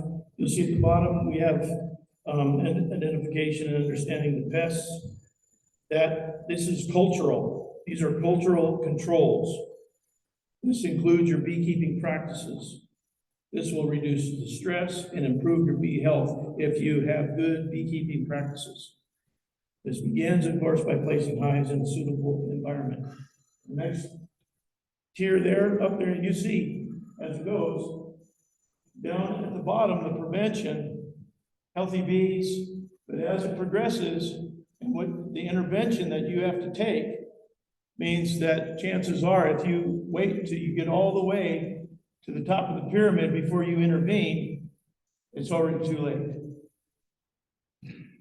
Okay, there's already passed, no return, and your bees are at critical mass. They're either the pesticides, herbicides, fungicides, the viruses. We're going to talk about the viruses here in a second. The viruses that are in your honey bee hive right now. Everybody has them, and we're going to talk about how to deal with them. But the second one is physical and mechanical controls. And second level, physical and cultural controls. Physical and mechanical controls. This is improvements and modifications to hive equipment that excludes the pests or traps pests that are there in the hive. Third level there is biological. And the biological control, or the last level there, the last level before the last biological control includes the selection of genetic stock. And this is where when I want to just give you some insight, I'm not the only one that has VSHPs, Varroa sensitive hygiene. VSH, Varroa sensitive hygiene. That is something that is being bred across the board on all major growers. We want Varroa sensitive hygienes. And that is on that level, the bees deal with the vector, the Varroa. And if you can do that, that's the game changer. And so that's biological control.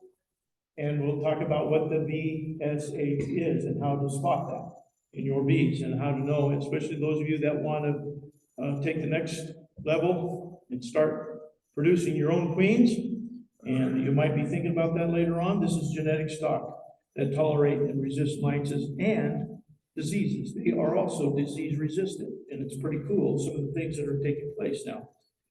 And of course, you get to the top, the chemical controls, when you get there and you are over the standard acceptable limit of mites, then you have to intervene with chemical control. And we'll talk about some of those here in a second. Anyway, so that's the IPM. Everybody needs, I wish I could spend a lot of time on this, but I would just encourage you, do some deep dives in this. Start studying about this. Do some research on your own. And there's a lot of different ideas behind that. I'm not going to go into all those because there's some treatment-free guys that are trying to produce some IPMs that some have a little bit of success, but others are you're just wasting time and money, and it results the same. This is a little good example of a treatment-free hive. No bees, okay. No IBM, no bees. Let's talk about bacterial and fungal diseases. Bacterial and fungal diseases, these are diseases that are across the board. Your bees have been exposed to this. Everyone in North America, there is not a last bastion of safety, that everyone has to deal with these. And so just so that you know what it is and what you're looking at. First, we're going to talk about honeybee viruses and the deadly Varroa mites. First of all, European foul brood. This is one of those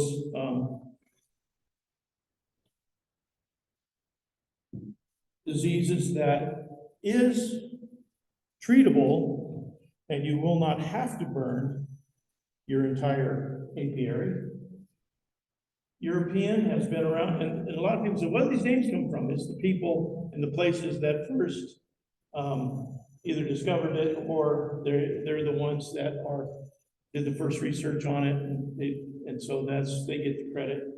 This was first, and it's been all the way back in the 1600s that this type of disease was described in Europe, European foul brood. And it's marked, if you want to look up there, it's your brood does not look well. The cappings are either shrunken or travel stained. They're dark, they're pitted, and the brood itself looks brown and shriveled.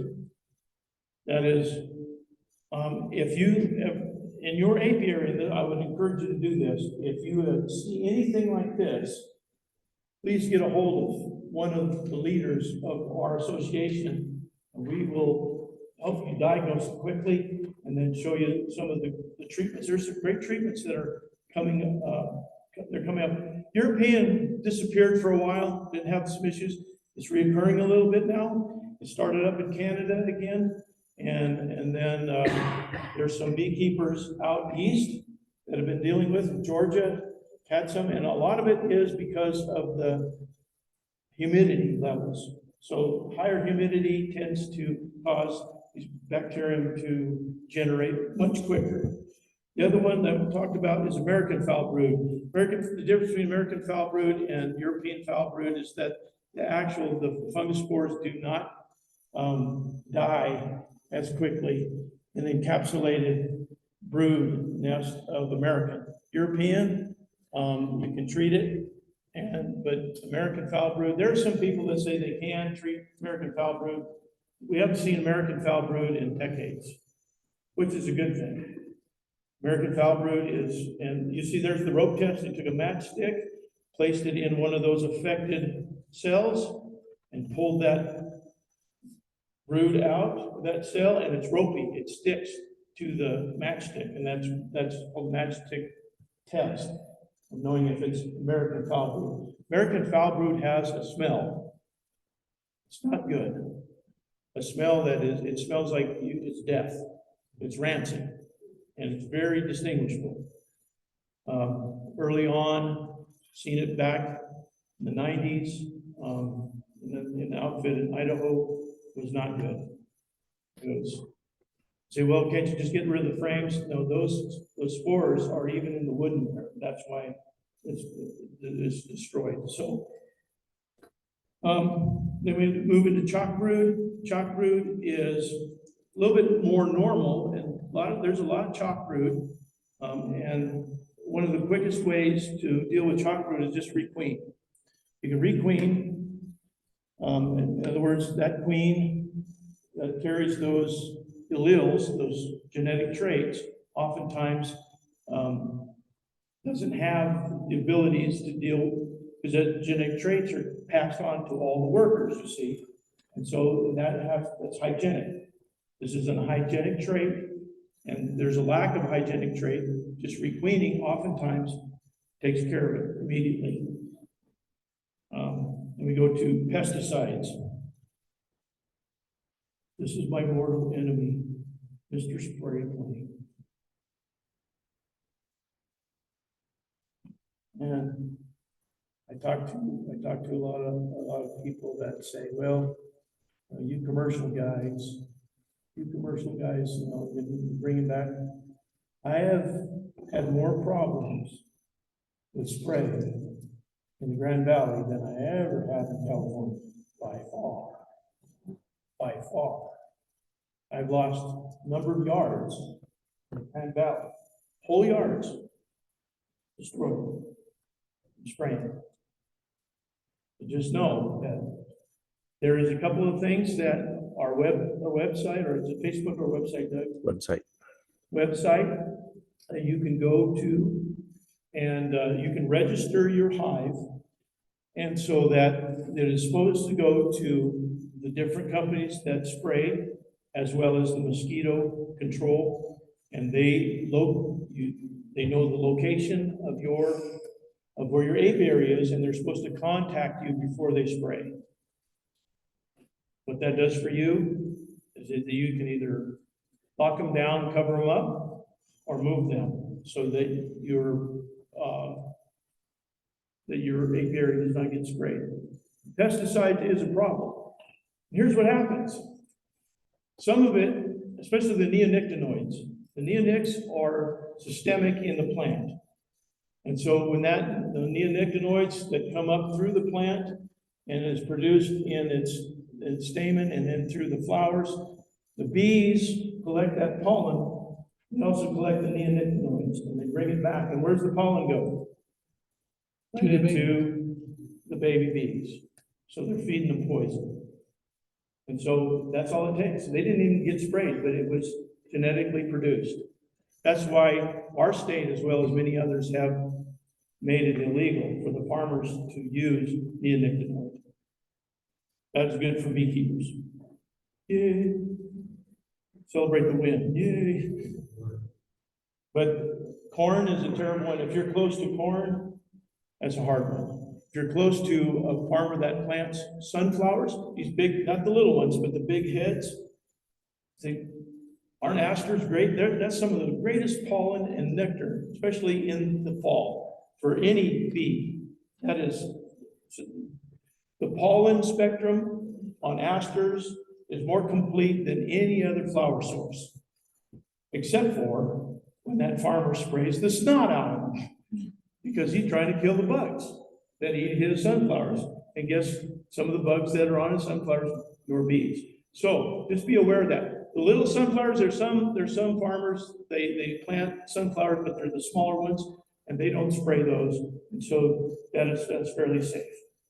Anyway, alfalfa is sprayed quite a bit in the Ground Valley. Just got to know the seed.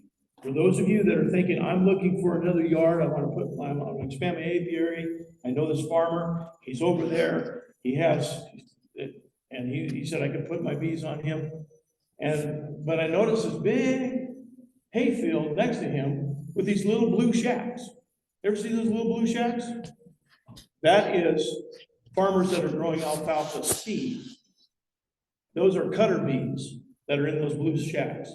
The cutter bee is a very small bee, and they're able to pollinate the hay much better than the honeybee, because they're smaller in size, of course, boss sign, how they actually go in to the flower and gather nectar and pollen. They do great pollinating. However, that is also a crop that is heavily sprayed. Just know that. So you're taking a gamble that your bees, now hopefully they spray late evening, early morning when most of your bees aren't flying. Yeah.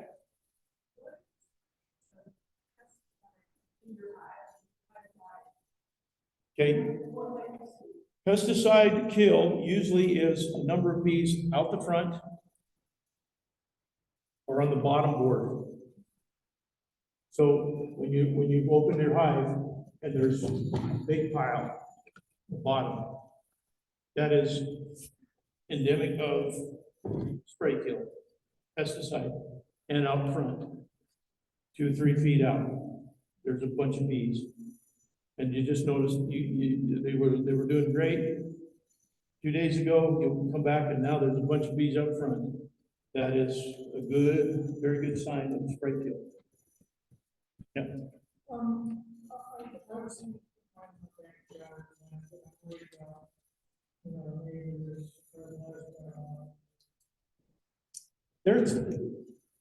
Everybody sprays a little bit. And that's why it's important to rotate your comb. You should have a 5-year plan rotating all your comb. Okay? So that means after 5 years in this Grand Valley, that I'm going to get rid of that. Goes to landfill. Because I'm on a 3-year rotation. 5 years, that's a residual effect of the bees building that comb and the different pollens that have been poisoned, the different nectars that they're bringing in through the poison.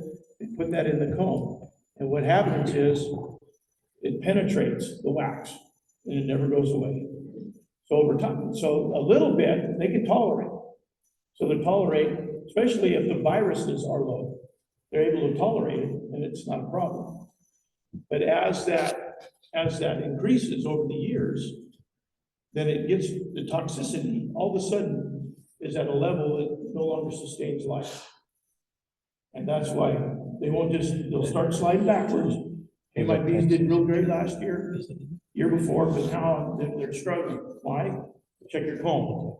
The really dark comb is a good indication. And if any of those cells have been propolized, I mean, the bees themselves put propolis over that cell. The reason why is because there's something that is poison in that cell. And that's why they propolis it, because it's poison. That's their way of shielding that danger.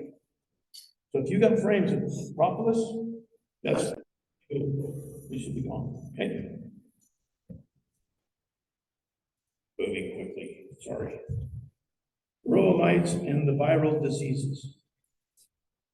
Varroa is the vector. First of all, here's a dog that has mange from mites. Now, if you've seen this poor puppy, what would you say to the owner? Would you say something to the owner and say, why did you let that go that long? But that poor dog was suffering. I mean, you see that, and I'm sorry to throw that up because that's heartbreaking. That just renders it. That just like somebody needs to be slapped. And you'd line up to help me, right? I hope. At least a stern talking to. That's not right. You know, if you're gonna have an animal, you need to take care of it. And that is mange that is allowed to go on through mites. That's an issue with mites. So why there are those that have this idea of not treating mites in your bees. The mites are doing even more damage to your bees. They're killing them.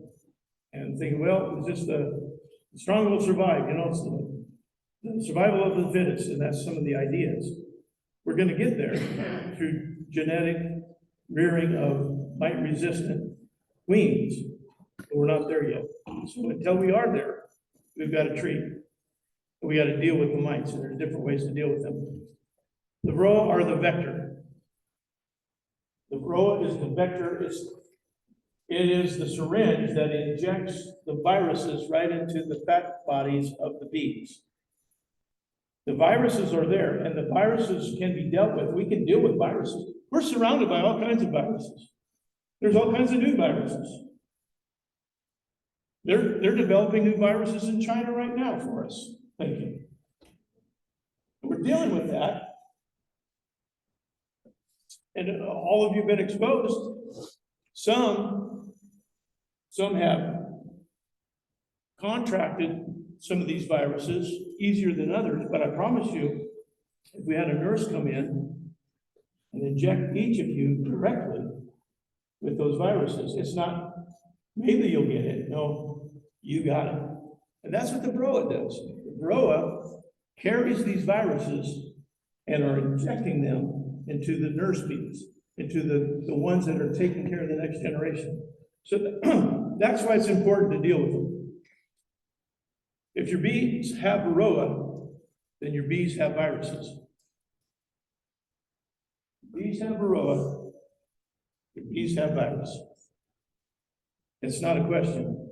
I would encourage you to go to Randy Oliver's website and download this, and it's free. Randy Oliver is an entomologist and a beekeeper, been a beekeeper for decades, and his website, scientificbeekeeping.org, scientificbeekeeping.org, and Randy Oliver, an entomologist, has put together this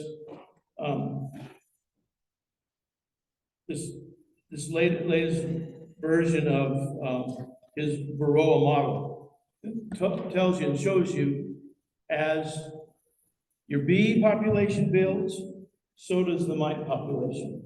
And that's why during the summer, bees look really great. There's a lot of numbers. Man, I don't know what happened. They're doing really good. And then all of a sudden, in the fall, everything crashes. And it just happens overnight. What happens is that winter force, the summer force, workforce of the workers, they're dying off. Your winter nest is now produced, and this winter nest is going to carry you through the winter. They're the young bees.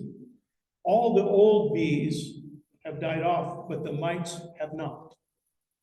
So your population of bees, all of a sudden, drastically, as you can see in this model, all of a sudden, during that August, September, dives down. You go from a population of 60,000, 70,000 in some circumstances, even 80,000 bees in a colony, all the way down to 20,000.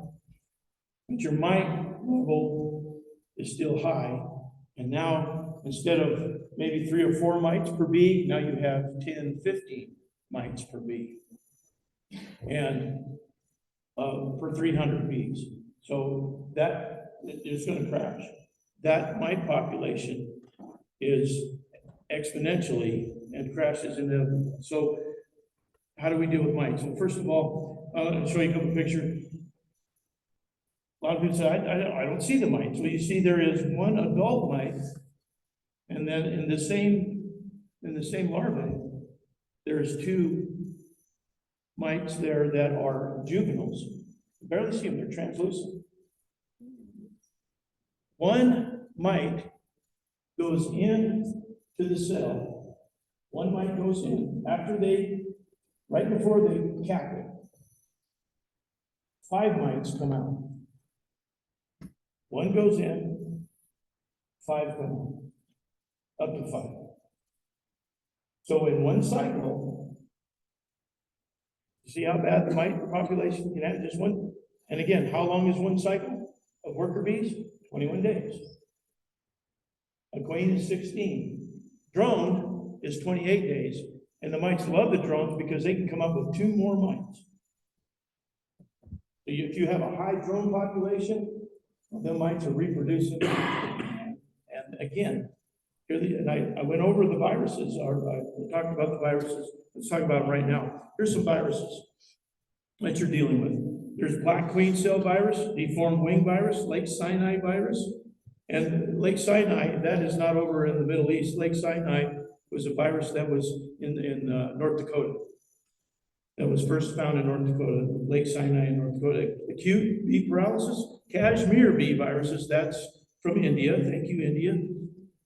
An Israeli acute paralysis viruses, this is virus from the Middle East, and then chronic bee paralysis viruses. So these are viruses that are found across the board in our apiaries in North America. So these are in your colony now. Thanks for the good news. There is good news. We see sackbrood is also a result of those viruses. This is what oftentimes they produce. Chalk brood is also endemic of high virus load. You'll see this taking place. Deformed wing, this is when they're hatched with wings that they're unable to fly. So that bee is dead before it even gets to live. And this is probably the most prevailing virus that we have, is you'll see this often. If your virus load this is the one that usually climbs to the top. And if you've ever seen this in your colony, it's too late. Your virus load is already off the chain. And so we want to get you to a place where before you Nosema serrani. This is also endemic of a result of high virus load. And this is a gut problem where they are unable to process and digest without serious. So this is in front of a hive. So they come out, they defecate on the hive, and it looks like they just exploded.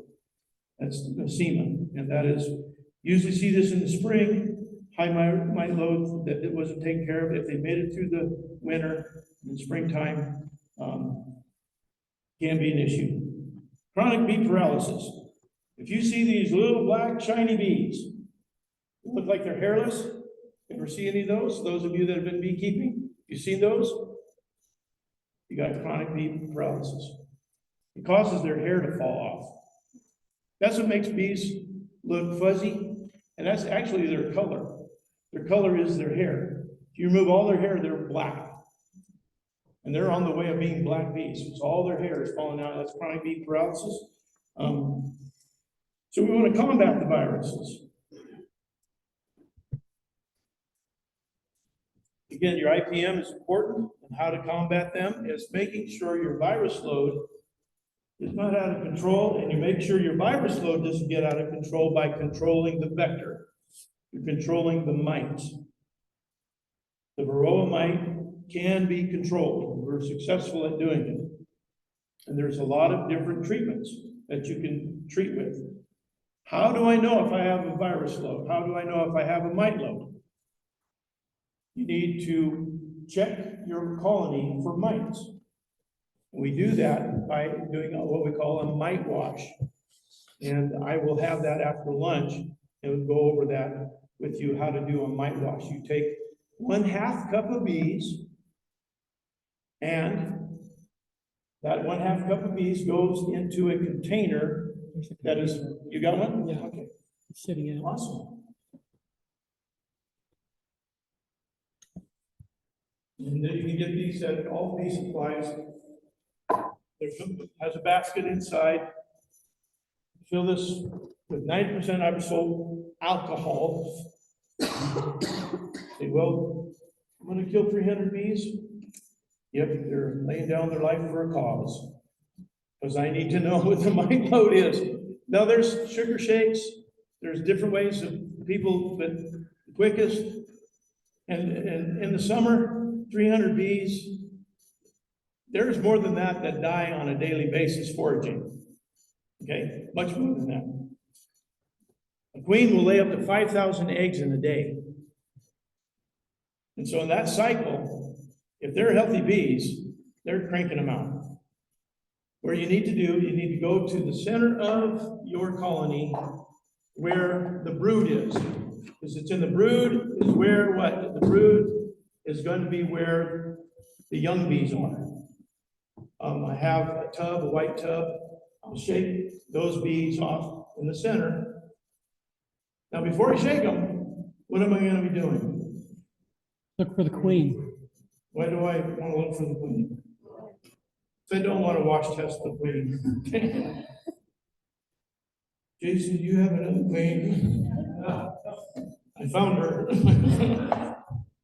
So you look for the queen, and after you, and here's the thing, you take that frame out, the workers are going to fly. The nurse bees do not fly. They don't fly very well yet. So they're going to stay on this frame for a while. And so you can sit there and you can watch quite a bit, make sure she's not on there. I get a white tub, wash the little dishwashing tub. And I shake those, not real hard, I shake them just about like that, into that tub. They'll fall off into that tub. Then I take that tub and I set it down and I'll watch. They'll all start climbing up the side walls. Again, all the workers are going to fly. That's fine. Workers do not have the mite load. The mite load is on the nurse bees. So those workers are gone. They're going to be flying off. The nurse bees begin to climb up. And I can also, again, look for the queen. When I am 100% certain, and sometimes they're going to shake them down again because they're climbing up too quick and don't want to spin over. And again, I'm searching all the way around and do a couple of passes and look for that queen, not there. I take that and I drop it down on the corner. There's 1/2 cup. You get 1/2. You have one of those? 1/2 cup. I get a metal 1/2 cup measuring, and I'll take that scoop of bees. 1/2 cup is about 300 bees. Drop them in my cup. My mic wash tester, close the lid, and then swirl it. There's a line in here that shows you how high the alcohol has got to be, and swirl it for at least 60 seconds. I do a couple minutes. And I'm swirling around, and the mites will release from the bees, and the mites will drop down to the bottom of the cup, and then I count those mites. And they're little red dots. Sometimes you see a stinger, and it kind of looks like a mite, but it's not. You can differentiate. And what you're wanting to see is less than 3 mites. If you have more than 3, you need to intervene. 3 mites, it's the threshold now. 4 mites, you got to treat. Okay, so that's, I mite washed.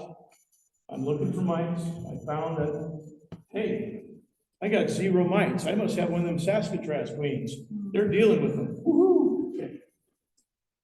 I wish our whole entire outfit was mite-free. We're about 40%, which is pretty good.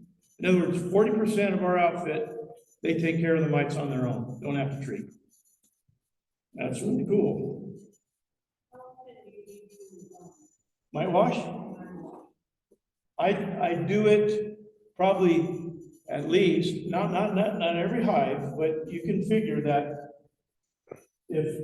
and what I do is if the hive looks like it's struggling, there's a reason why. And I want to know my load. So I'll check that. I'll do it in the spring. Do 1 mite wash in the spring to see it when I overwinter, after I've treated, see what our mite load is. Then, after they come out of the cherries, and so they're building up. So for here, it would be after the spring flow. We'll say May into June. We'll wash again, see because when they're building up, the spring flow, they're going to start producing a lot of offspring. And that's also producing mites. So that gives me an idea. And then the third time that I will mite wash, if it's not individually, I'll go to different hives in the yard, and I'll pick one that's just booming, Got a lot of numbers, just want to see how they're doing. Because oftentimes, the ones that are doing the best are the lowest in mites. And I just want to make sure. And then the ones that are struggling, I might watch those. One hive is way far behind the rest of them. And there's a reason why. If that's not producing. Could be queen, yeah, it could be a queen that's failing, sure. It could be that hive got into some pesticide, some herbicide somewhere, got into somewhere, and they brought it back, and so it's struggling. Could be that. Could be problems with the comb in that particular hive. I'll check, I'll make sure it's all right. But 90% of the time, might load. I might load, that's the reason why that's taken. So I'll watch that one. Now, throughout the year, I always carry this in my truck. Throughout the year, when I'm going to a hive, and I see that, hey, everything in this yard just, man, everybody's happy, they're doing well, open the lid, you know, and the bees are just, they're doing what they do. You can tell there's just a certain atmosphere of energy. And that's great, but there's one or two, you open the lid and they're lethargic. And they're not moving. That's why two hives are really, you can gauge one another. One, the energy's there, that you can tell a good queen pheromone, bees are happy, they're moving, they're coming in and out. And the other one is just, they're just sluggish and they're just not moving at all. You just think like there's something wrong. That's the one I'll test and see if I got a mite load. So that's the answer. It's at least 3 times, and sometimes more, depending on what it looks like. It's important to test them early in the late summer. So I need to know my mite load in August. I need to make sure that I am mite free going into September. And the reason why September bees are the ones that are producing the winter nest. I want healthy bees raising the next generation. I want real healthy bees that are going to be feeding that royal gel, that pure nectar to the young bees that is not manipulated with disease. Because a sick bee only can raise another sick bee. That makes sense? So that's the other question on the mite load. So virus load. I see some sick bees. What do I do? There's a couple of interventions quickly. One of the best products on the market right now that is a naturalistic product is called oxalic acid. There's different versions of how to use it. There is vaporization. And the club now has its own vaporizer. And this is on a loaning product. If you want to use it, then we're going to set up a checkout system where you can check this out. And this is battery operated. It comes with a Milwaukee battery. It clips on this and heats up. Oxalic acid, which will be in the kit that you'll be using. And you just end up with oxalic acid, place it in the holder there, hit the plunger, and that vapor comes out.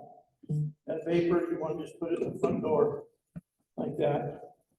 And that vaporization will saturate that entire colony. Now, lid on. Now, this works great for the colonies that don't have a lot of brood or encapsulated brood. The capped brood, oxalic acid in the vapor form will not penetrate the caps to get to the mites behind it. But all the phoretic mites, the mites that are loose, it kills them within a few minutes. When those mites stop dropping. There's been a lot of supposition on why it does it, how it does it. There's no scientific proof on how it kills, but it is virtually inert to the bees. It doesn't hurt them. With even extensive vaporization, see no sign of. There are other treatments. The other natural treatments are formic acid. Now, formic acid will penetrate the encapsulated honeybee.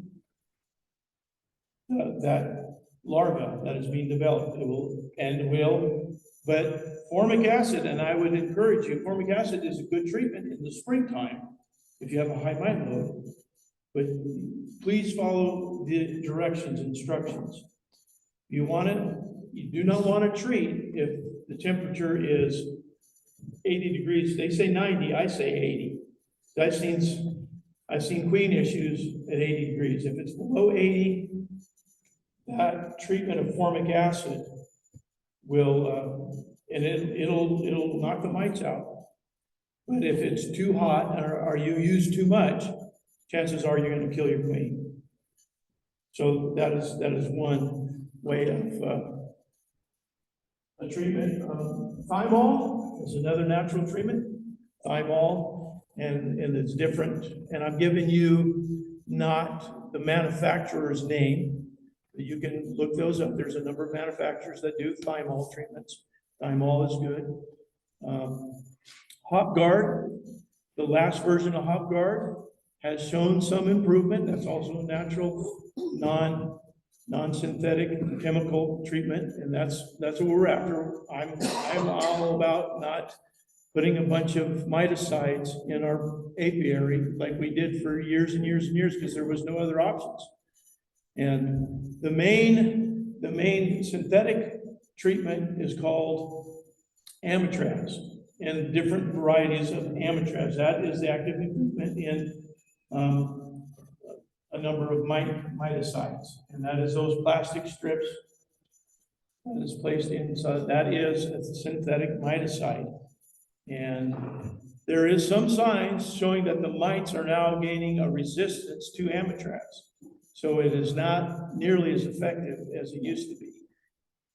The other long-term treatment that is you can use while you have honey on your colony. See, amitraz, you have to take all your honey supers off to treat with amitraz. So let's say in the middle of the summer, man, I got a mite bomb and I got to deal with this. I'm going to get those amitraz strips and throw them in there. But you got to take all the honey supers off because that will penetrate into the honey, and you don't want chemicals in your honey. There's a couple that you can use with honey supers on, I believe. Formic acid you can use. Hop Guard, I believe they'll still allow that. In other words, there's no residual effect after using that treatment that's found in the honey. Oxalic acid is already in the honey. There's already a level of oxalic acid, that natural component. And so we use extended version, which is called the sponges. We use Swedish sponges that are soaked in oxalic acid and Vegetable glycerin. yeah, a glycerin, vegetable glycerin, and brought up to temperature. And you can leave that in your colony for 3-4 months. And it has a long-lasting miticide. It does kill the mites, but it's not a quick kill. It's not like, hey, I got this mite load. So you have a high mite load. You did a wash test. Man, I got 15 mites per 300. You got a big problem. So you got to get knocked those. So the phoretic mites can be knocked down instantly again with either a vaporizer, formic acid is a quick one. Apivar, which is the amitraz. That's the name of the company that makes the amitraz. Apivar does relatively quick, but again, it's a synthetic miticide. So, any questions there? So that we are dealing now the virus end of it. Now this is where this one comes in. The virus end of it. You got a virus load. You see some of these sickness. You see some of these bees that are struggling. This is two very specific products that you can use to build gut health. And that's what the issue is. The bees are these viruses in their digestive system as well as their reproductive system. And so they need to ingest these some components that are going to boost their immunity and boost their ability to fight off the viruses. It doesn't kill the virus, it just gives the bees a better ability to survive so they can fight the viruses. The one They're the Mellifera Boost. That is a product that builds their amino acids and as well as flavonoids in there that help them considerably. The second one there, the Super DFM, that is microbial, it's strong microbials, so that microbes that basically help their digestive tract. The Super DFM is a brand new product, it's only been out, they call that rocket fuel. We've been putting that in pollen patties, and that we're finding some really, really exciting results with the Super DFM with sick bees. It turns them around in just a matter of days. So anyway, yep.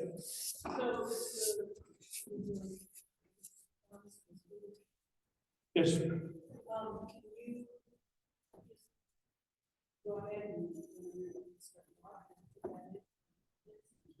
Some do. I try not to do preventative maintenance because I don't want to build up residuals. So far, there hasn't been any sign of any problems there, but again, we don't want to build a problem like all of a sudden, because it's constantly there, and that's the reason why there's mites that are resistant to Amitrex, is because it was overused. And the mites are building resistance. So we'll put them in this time of year if we see a mite issue. And then, again, and it's in there for 2 months. And we'll watch, we'll keep our mite load, we'll do mite washes, make sure our mite levels are right, and then we'll to know if we have to do any other types of treatments, okay? If you're interested about the extended sponges with the extended oxalic treatment, Randy Oliver, again, he's the guru of that. And if you go to scientificbeekeeping.org, the instructions are there how to put that together. What is the source of mites? They're brought in the hive from, they're living on the plant? Nope. These are the mites jump host from Apis ceranae, which is the Chinese honeybee, to Apis mellifera, which is the European honeybee. They jumped host, some say back in the 1960s. We've had them here in the United States since late 80s, early 90s. But they're on every continent. Australia was the last bastion of hope, and they were introduced 2 years ago, and now it's spread across New South Wales, and there's no stopping. Yes, they are symbiotic with their host, so they cannot survive without honey. And so if you have a new hive, it's mite free, or interacting with. Yeah. There's a drift, what we call drift. Bees will beg their way into other colonies. And the mite has whatever properties where it can be warm. Oh yeah, they move around. Why? No, they crawl, but and pretty quick. Watch them.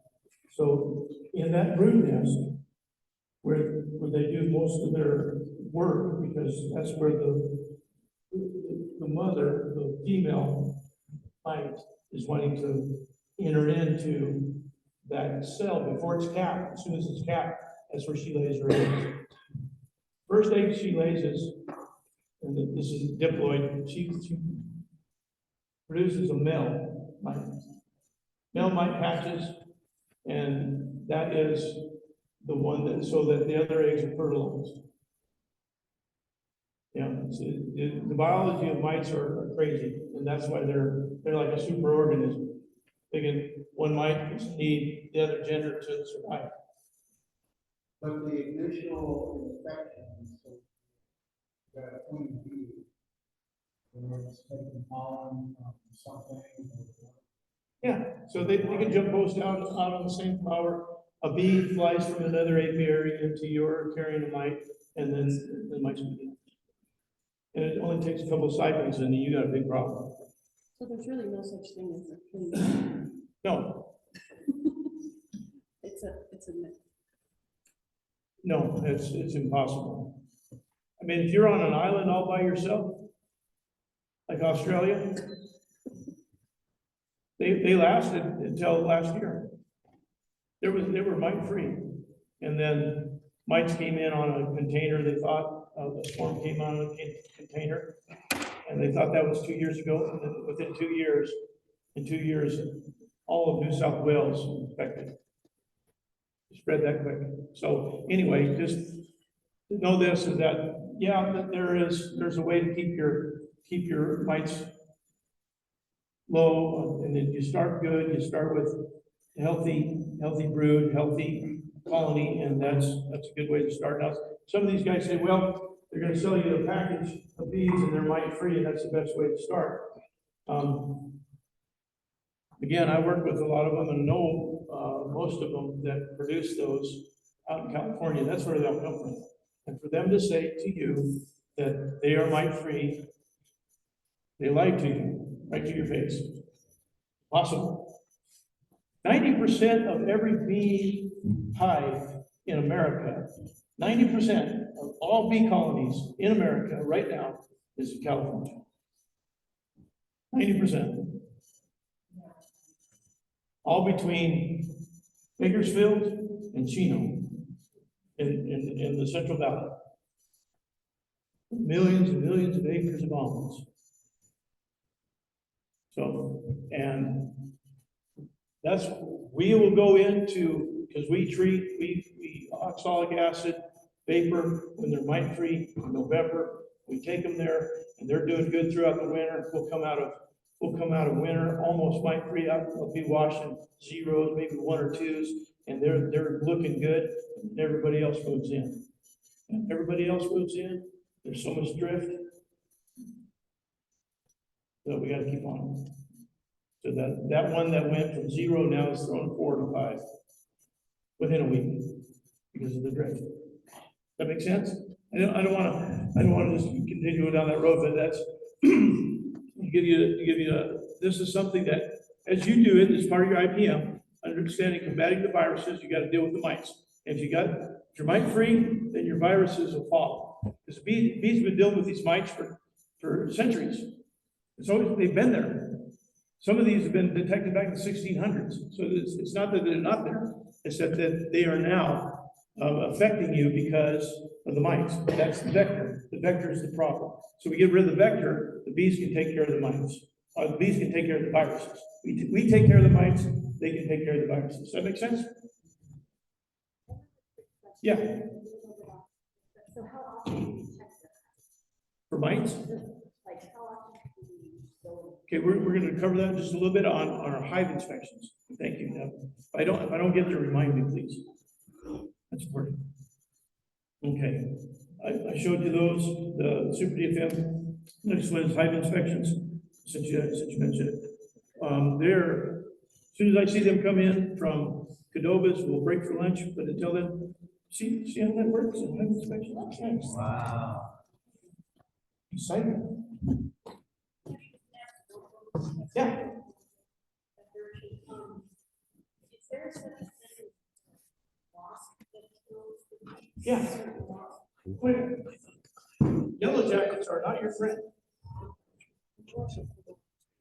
Yellow jackets will destroy hives, especially if that yellow jacket colony that'll set next to your hives, they'll rob the snot out of them. And what they're after in the spring is protein, and so they'll come in, and a weak colony, they can destroy it because they're after the larvae. Bald-faced hornet, same thing. I've had every hornet, every wasp, every critter that's yellow or black, they're flies attacking hives in the Grand Colony. So right now, before you get your colony, you want to take out all these hornets, these yellow jackets. Yellow jacket watchers. How you do that is because right now, the queen is the one that's flying. It's almost too late. The queen is the first. Honeybee queen stays in the colony. Queen hornets are the first one to go out collecting and bringing back stores. So if you kill the queen hornet, wasp, you're taking out that whole colony. So right now, if you put out wasp traps, hornet traps, that's, you're way ahead of the game. By the time you get, those of you that do have colonies right now, saves yourself a lot of headache. And do that. There's all kinds of different traps. We talk about that at our club. We go over that extensively, bring different types of traps and different things, but that is important. Thank you. So, hive inspections.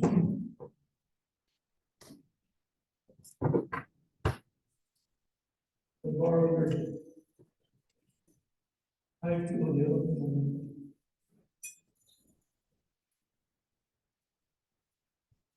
anyway, smoker, you got smokers? Yep. Smoking beans. Kind of tastes like, If you got them, smoke them. yeah, smoked beans kind of tastes like, ribs, I guess.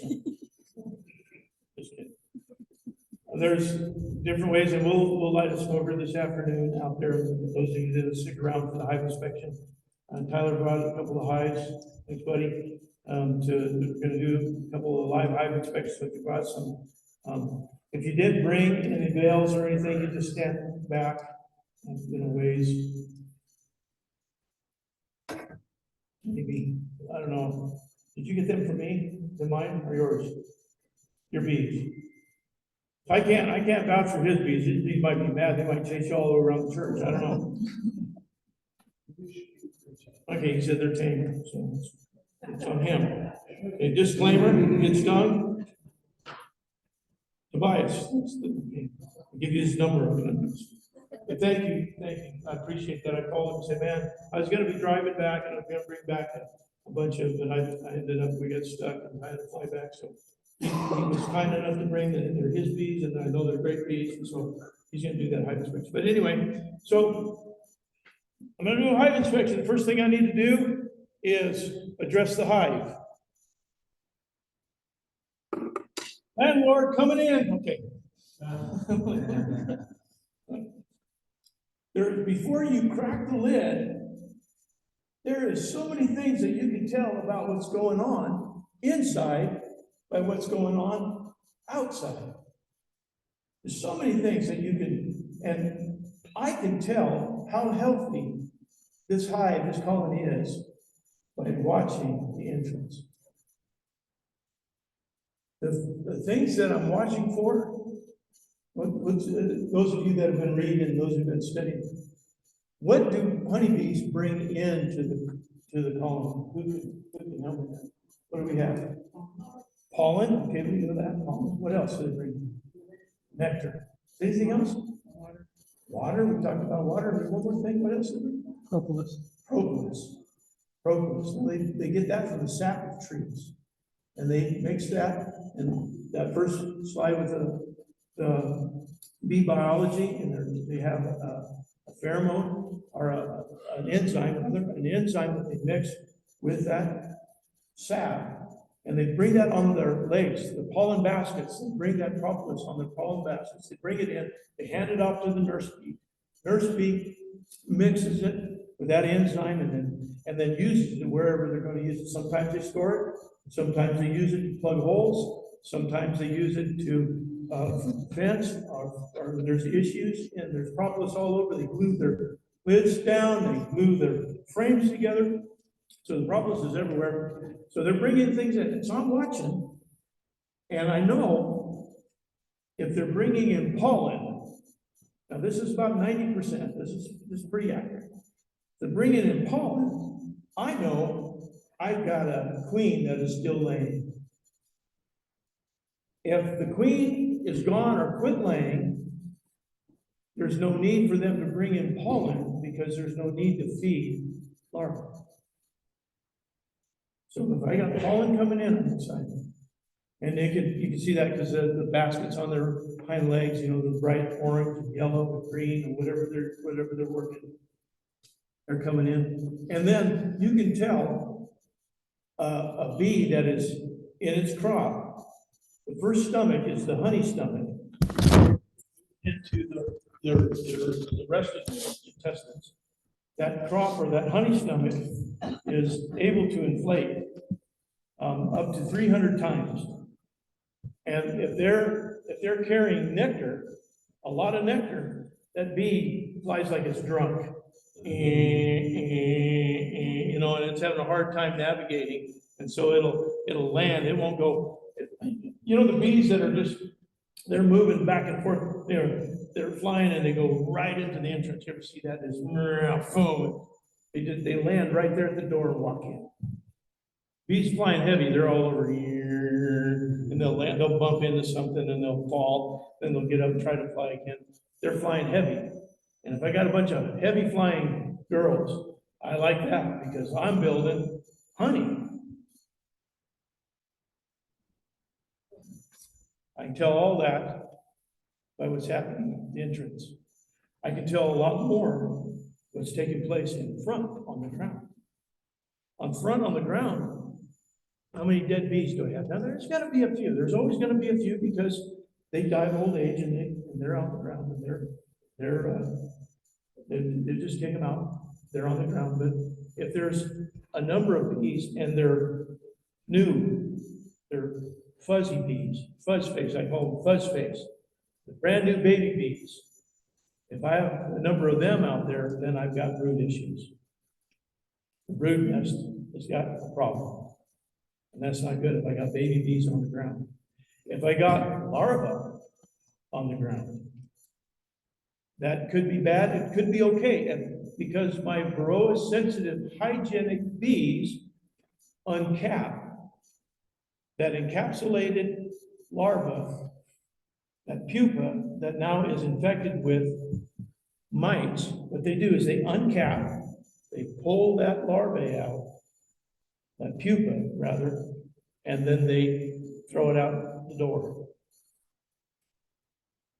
The mites, the juvenile mites cannot survive, those translucent ones, they cannot survive in an unencapsulated environment.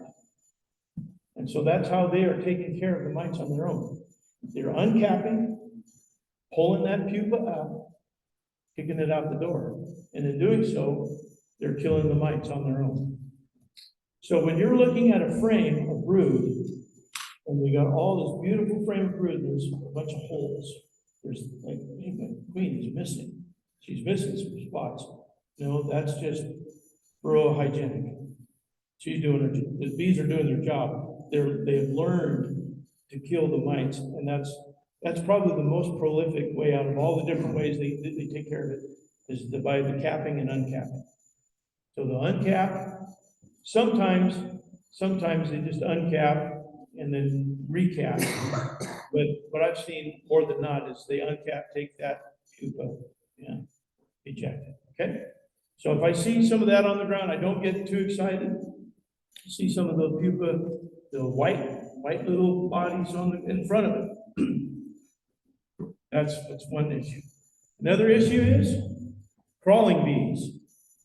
If I see, I'm looking on the ground, now I'm going to go out about 10 feet or so, and whenever I walk into a yard, that's the first thing I do, I start looking at the ground. Because the ground is going to tell me more about what's going on in some of these areas than anything inside, especially crawling bees. Crawling bee is that we talked about the paralysis. There's 3 different paralysis viruses, and those it paralyzes their flight muscles, and so they're unable to get back, to fly all the way back, and so they're crawling, they're just walking. And if you see 4 or 5 of those, then I would say that is endemic of virus load. Virus load. You got a virus load if you see a bunch of crawling bees, because the chronic bee paralysis virus is attacking their ability to fly. Okay? So I don't see any of that. It's all good. I'm happy. First thing I do with them, a lit smoker, I'm going to give them one puff in the door. Poof. A puff in the door. And again, I do that. And Tracy talked about that. It interrupts pheromone. It interrupts all of their pheromone and it ceases to have communication. And that's what it does. And I don't have to, you don't want to smoke real heavy, because too much hot smoke can damage them. So you don't want, and how you know is you put your hand And when you're puffing that smoke,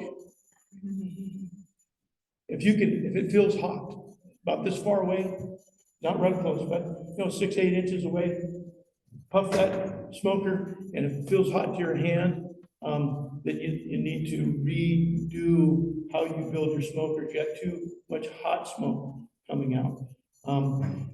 But blow that one in the door, and what I like to do is I'll lift the lid.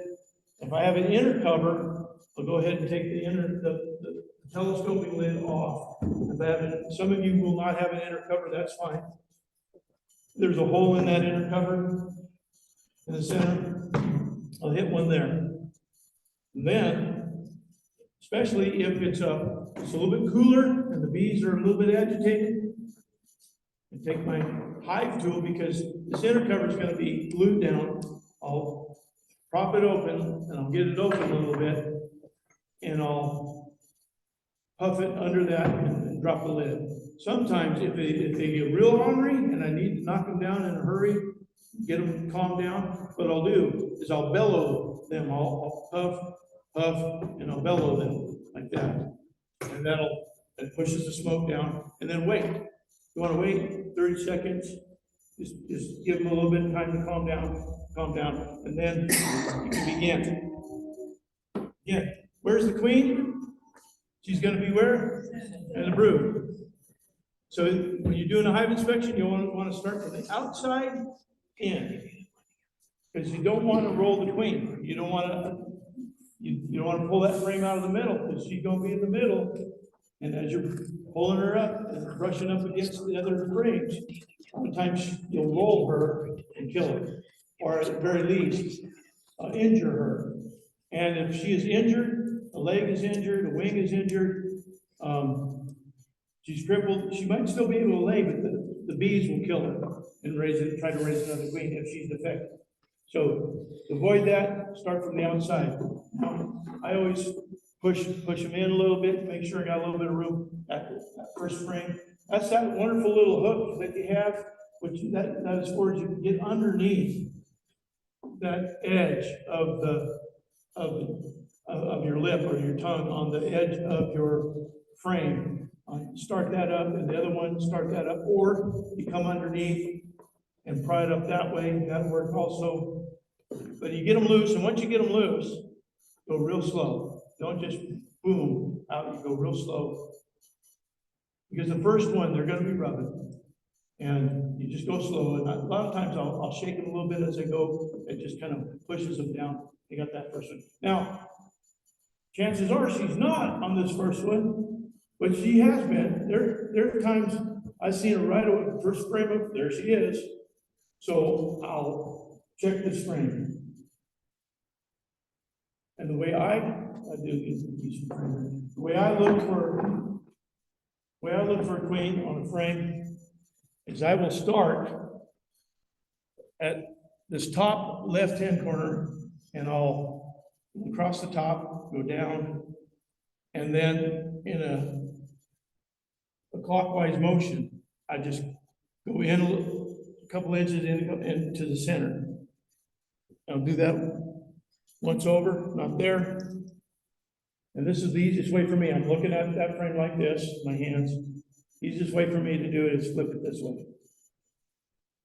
It's right there. It's easier for me to do that. Some people do this number. That's okay. But they don't care if they're upside down or not. And then again, I'll do the same thing. I'll start there, clockwise motion, roll around. She's not there. I'm pretty confident she's not there. Now there is hangers that you can buy, so you can hang that on the side. Normally, what I do on that first frame that I pull out is I'll set it to the side somewhere. Try not to set it, especially if you're just wearing a jacket. If you set it on your foot, all of a sudden you feel something crawling up your pant legs. You can dance if you want to. You know you're a real beekeeper when you've been stung. Never mind. Now, next frame in is going to be either Either again, another honey frame, could be moving into a pollen or bee bread frame. But chances are, this side of that next frame is gonna be honey. Okay, this side perhaps the same, and I'm gonna do the same thing, I'm gonna do that around, and I'm gonna look, now what am I looking for? When I'm looking at the bees, I'm looking for, do I see any disease issues? Do I see deformed wing virus? Do I see any, paralysis? Do I see shiny, really shiny, those shiny black bees? Are they moving funny? Are they, or do they, now, a new beekeeper, you're not gonna know a lot of that, it's gonna take experience. And the more that you do inspections, the more that you're gonna see the bees acting normal. And then when you're seeing something different, you say, oh, that don't look right. And that's why we have mentorships at our association, and we have a lot of people that you can contact. If you call me, that's fine. Basically, I ask you to send a picture, take a picture, so you have your camera. How many beekeepers have big honey prints right in the middle of their camera because you're trying to take a picture? Anyway, so take a picture of what you're seeing. I'm not to the brood yet, so I'm just looking at bees, right? Looking for the queen. I want to find the queen. I want to see what if she's doing good, if she looks good. But chances are she's not there yet. This one here, I will just pull over. I only leave one out. Now, if you have 10 frames, sometimes you need to take that second frame out. But chances are, and say, well, what do the bees do? They'll just hang out on the frames. And the workers, if they fly, and they'll come right back in the door. But if there's any nurse bees, young bees, they just hang out on the frame and they're happy. They do okay. But what if they drop off on the ground? They'll find their way back. That pheromone is very strong. And they find their way back. They'll crawl right within an hour, they'll be back home. So that third frame in now, I'm looking, chances are, now this could be brood. This third frame could be brood frame already. In the height of summer, chances are you're only gonna have 2 or 3 frames of brood in the spring until they really start going, but it can be out there, but chances are this is gonna be honey again and or bee bread or pollen. Again, I am looking for the queen, I'm looking at the bees, I'm seeing that the bees, are they doing well, are they happy? Is there any issues, any viral issues, any struggling bees? Again, it's important.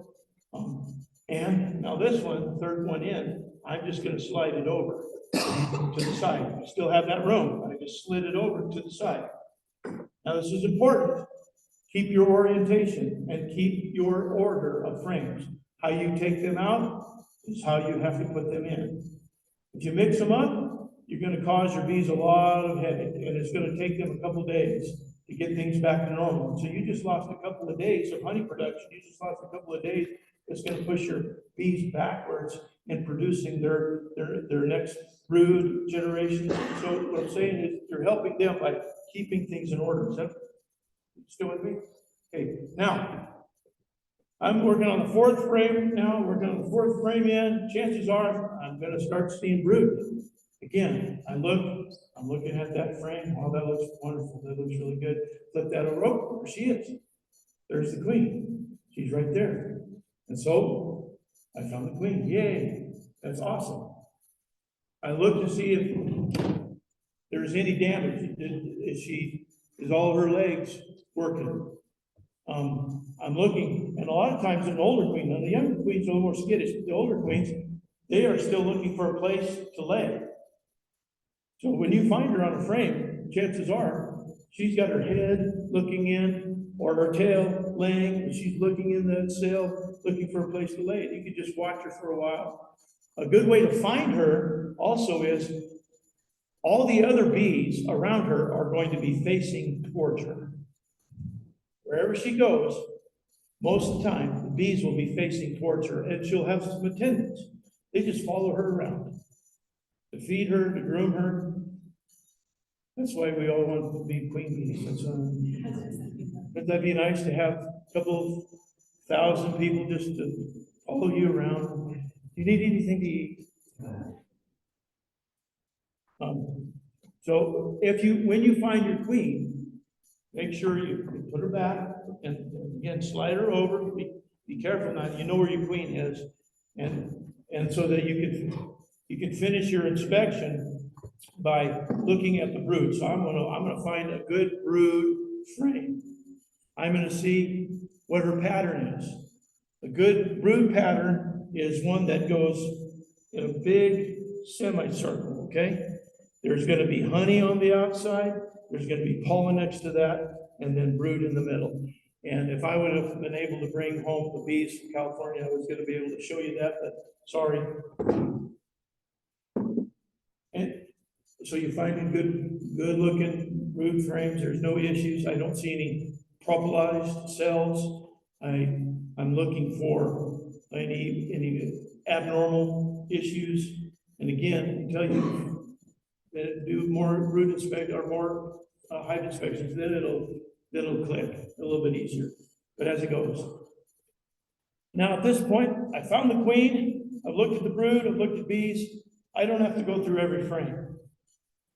I'm pretty satisfied, so I can button it up. Try not to be in a hive more than a half hour. Okay? Most of my inspections last 5 minutes or less. Yeah. So we had that wax moth. We discovered that we gave that wax moth after the order. Don't have to. Say that again about wax moth. We I discovered that the wax moth.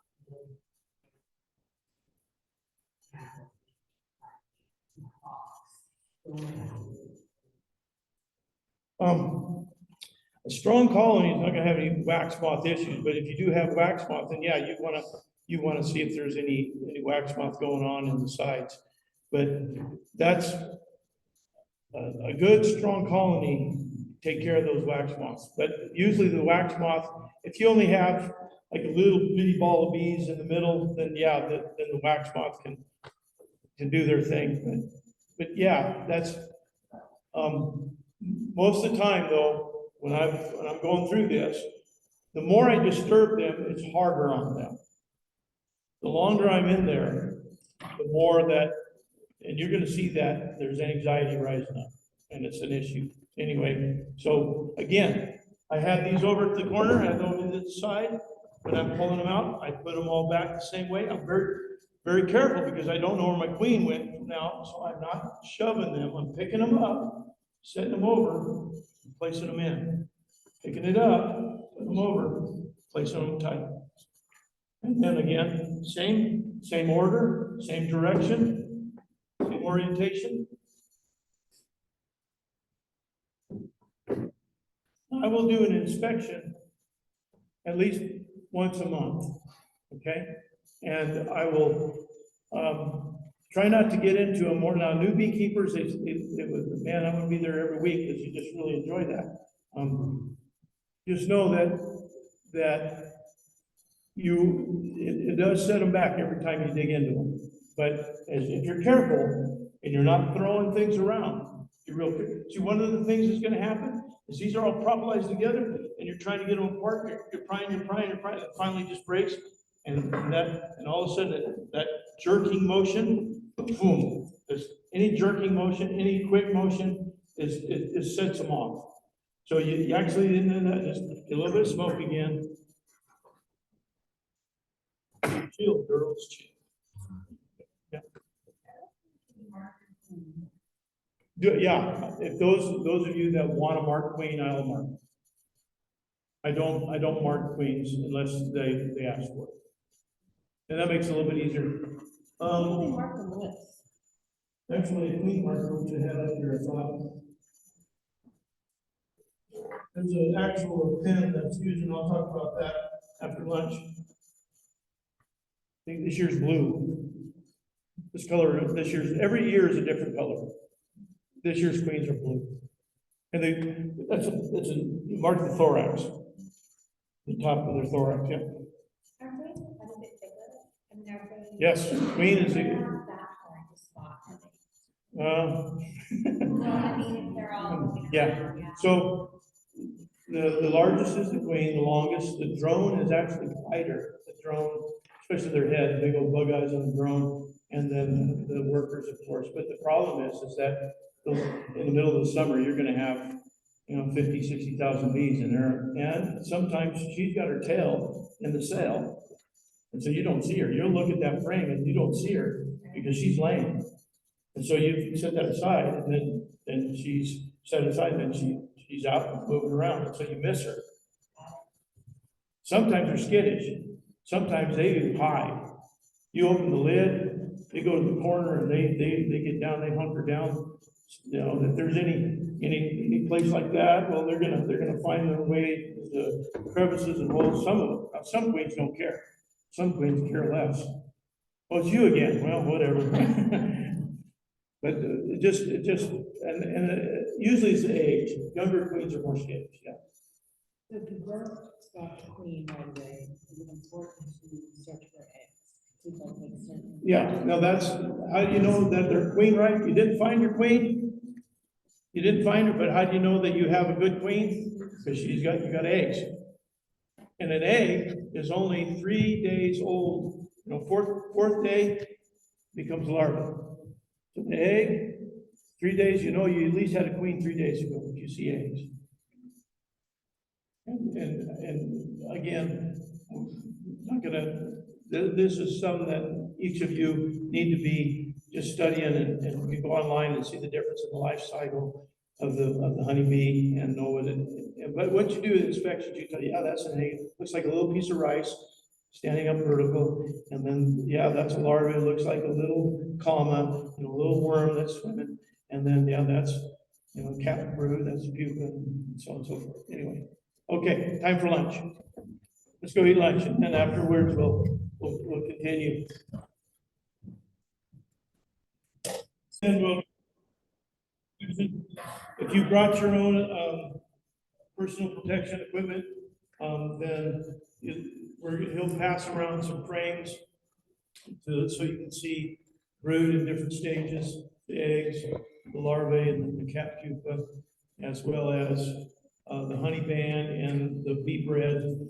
And hopefully we find a queen, so everybody gets to see a queen. No guarantees, but they overwintered here. These are not the ones that have been in California, so they're not huge, a lot of numbers, but so we should be able to find that. But anyway, let's move real quick. Just a couple more things. Honey making and selling.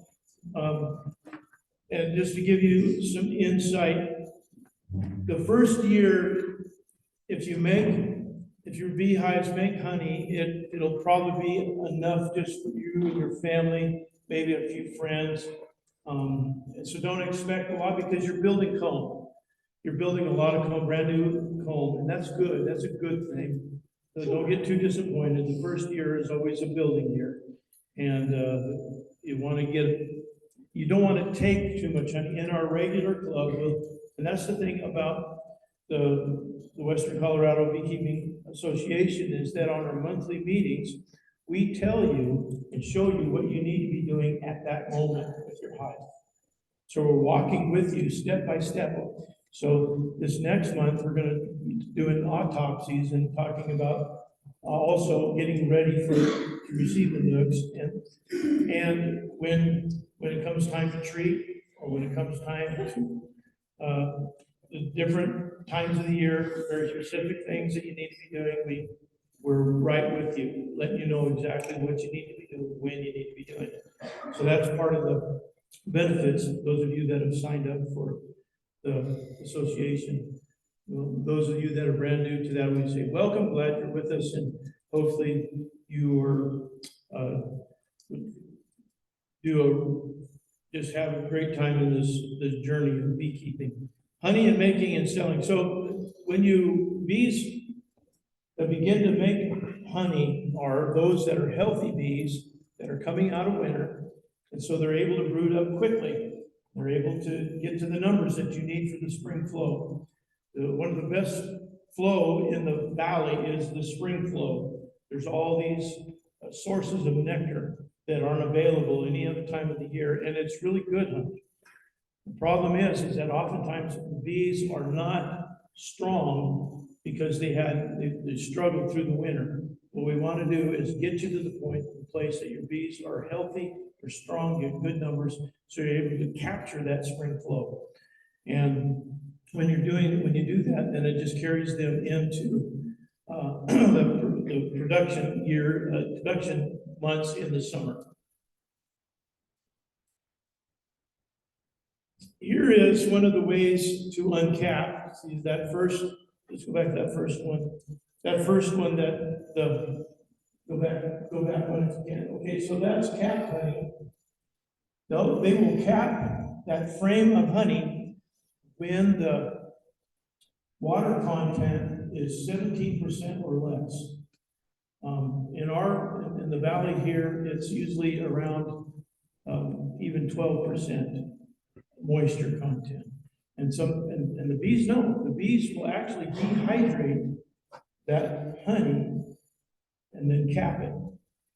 If they don't dehydrate it, then it will ferment and it will spoil. But the bees know exactly what that moisture content needs to be.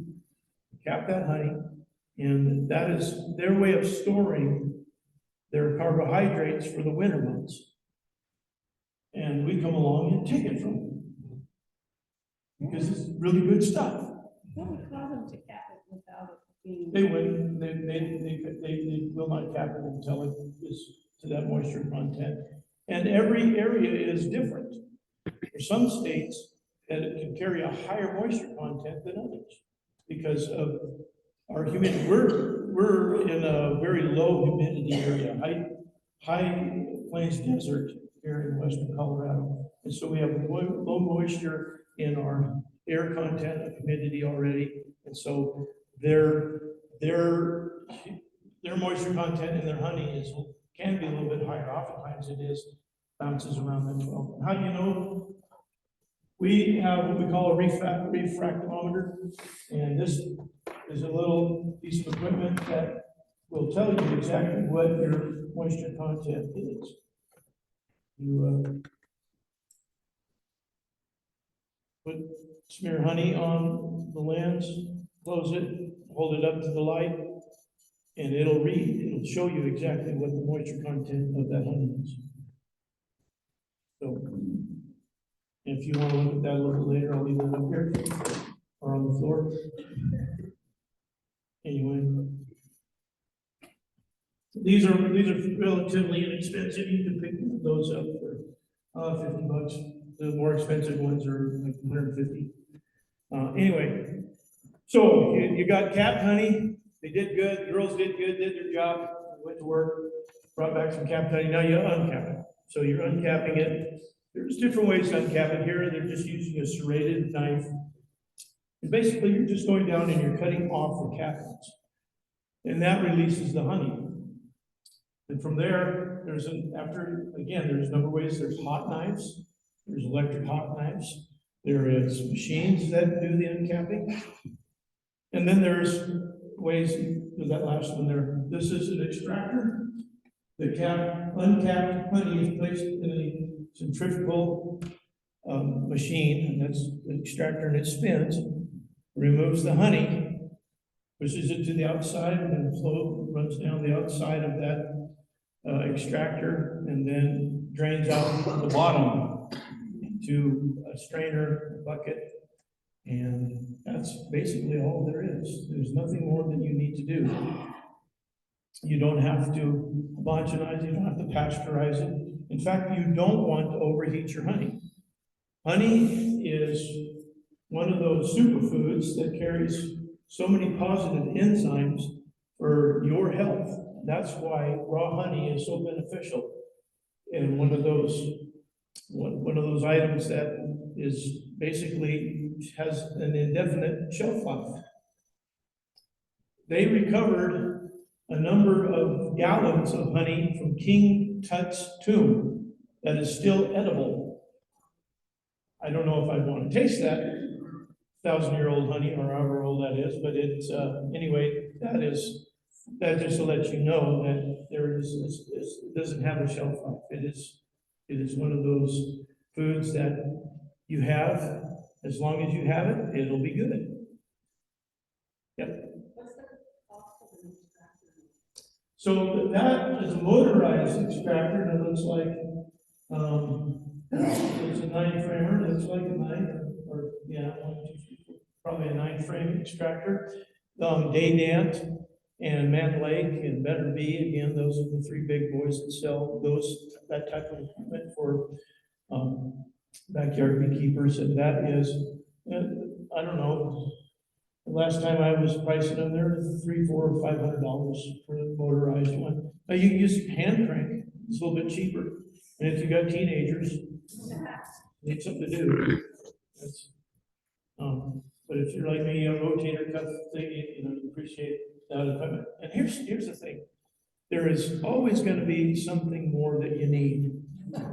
Always, when it comes to beekeeping, there's always something else that, hey Tyler, there's always something else. It's on my want list. And we have these ideas about how we're going to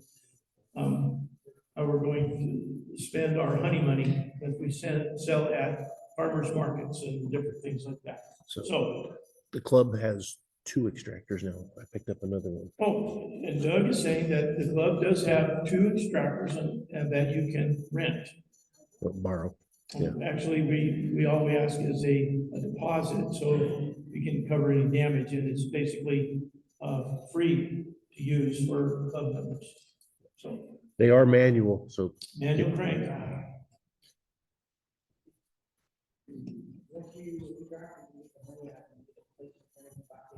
Okay, yep, after you've taken that out, the honey extracted frame, there's 2 ways to clean that up. Now, there's some people that just put up the wet frames, they put them back in the box and then they'll store them. What we call wet, that means they still have honey in them and they're not totally, because an extractor does not remove 100% of the honey. It's almost impossible. But what others do, they'll put them back in the box, they'll take them out to the apiary,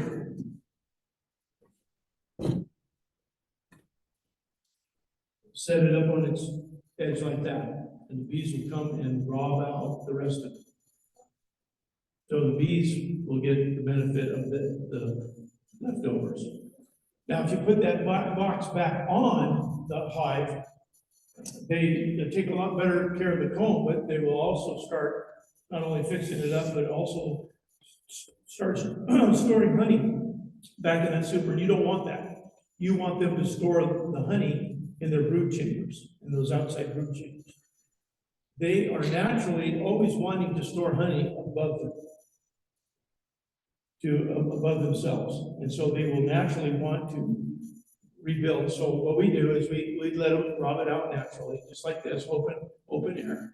And then after a day or 2, or however long it takes, depends on how many bees you have and how many hives you have, that once it's pretty much robbed out, then you take that and you can store it back in a garage. Or now the great thing about honey supers, that they don't have any old brood comb, or they don't have very much, if at all, any bee bread.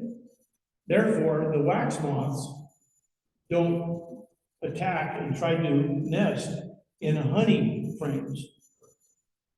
So that is one good thing about you can store your honey frames.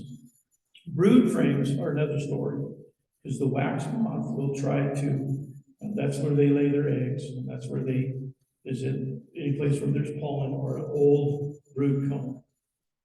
So that you can take those old honey supers, stack them in the garage, and it's good. Okay, take a couple questions about anything that we went over, and Tyler is gonna take us out there and gonna do an inspection.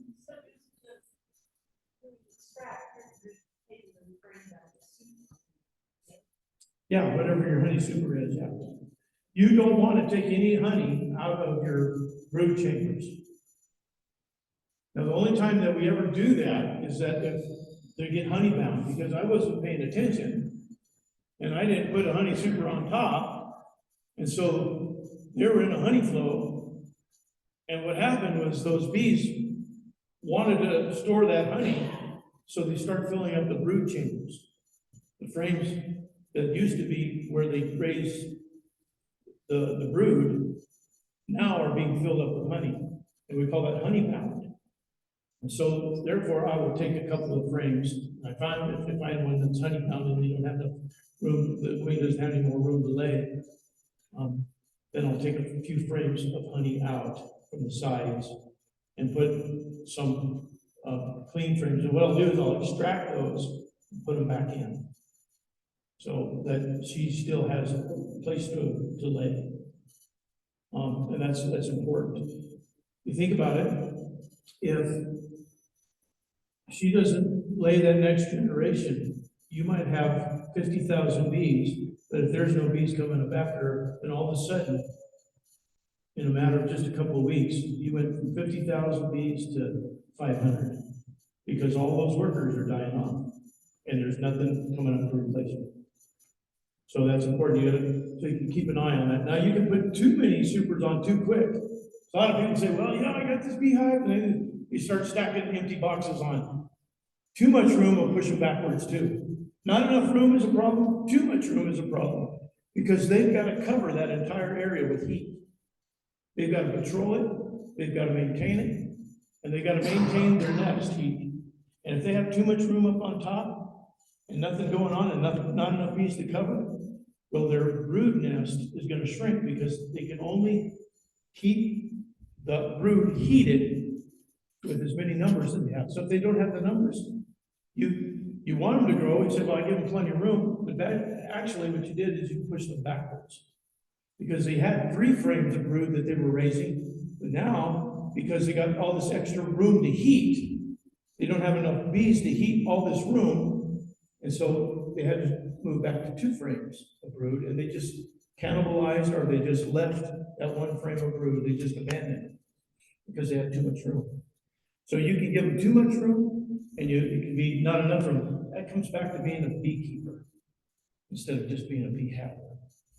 And so during the flow, you should be looking into your bees, not necessarily digging into them, but just open up the lid, see how they're doing, making sure that they have plenty of room, and making sure things are all right. If they need some more room, put another box on, and build from there. Of course, yeah.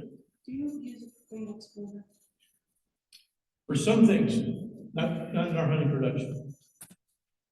I found with these Saskatraz bees, which are a little bit larger than some others, they become what I call a honey excluder. And that's just me. There are people that will say, man, no, that they don't have any problem with it.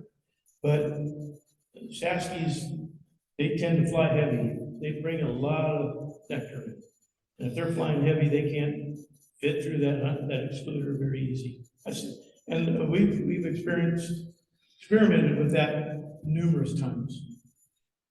Not just with a couple colonies. When you're dealing with our production hives that we're bringing back, that I'm bringing back here, will be over 500. That's production. That's hives that have just been set aside just for honey production. And when you say, well, I'm going to take in the same yard, in the same location, I'll put excluders on this side, and on this pallet, I'll leave them off. And I'll alternate. So out of 30 hives or 36 hives, half of them have excluders. Yeah, they have them in the same location. And invariably, the ones without excluders have at least 20 pounds more honey. Okay, there's different ideas with bottom boards and screen bottom boards and all of that. Now that's again a lot of different opinions on screen bottom boards help or hurt. I would suggest this: no matter what you decide to do not run a screen bottom board in the winter. Again, for heat wise, it's much harder to deal. There's some people that say, well, they're able to take care of the heat. Yeah, they do, but they can move backwards, so they're not able to brood up as quick. I don't have any screen bottom boards, and I have zero problems with overheating.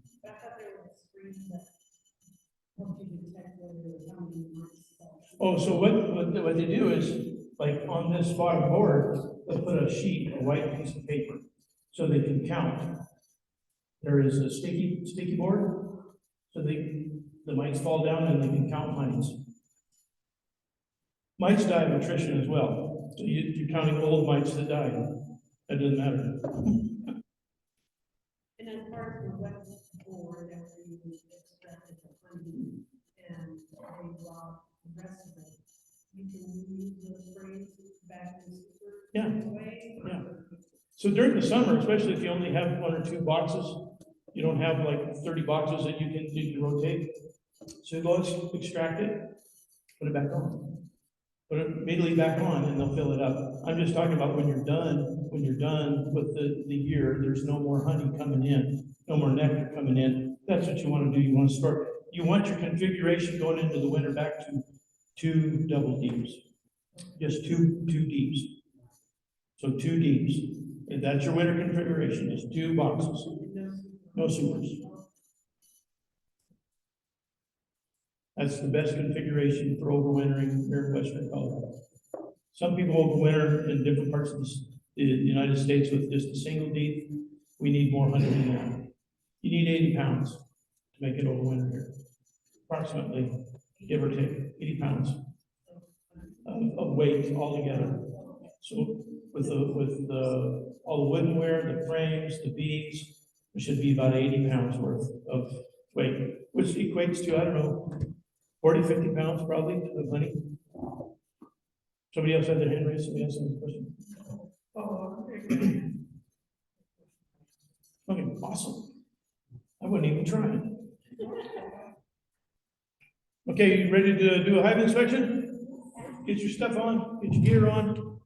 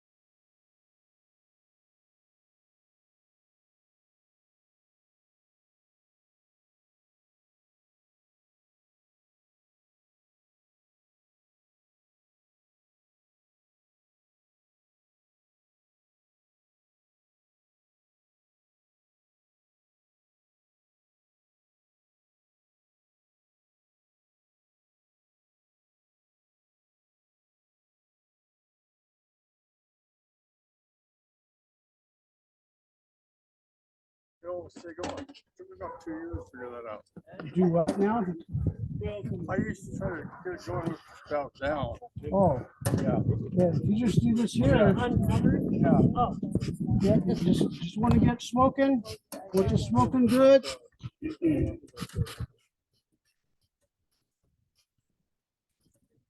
Now, while I'm smoking here, you'll see, I know my hives. If I'm working my hives, I typically don't wear gloves anymore. I used to wear gloves all the time.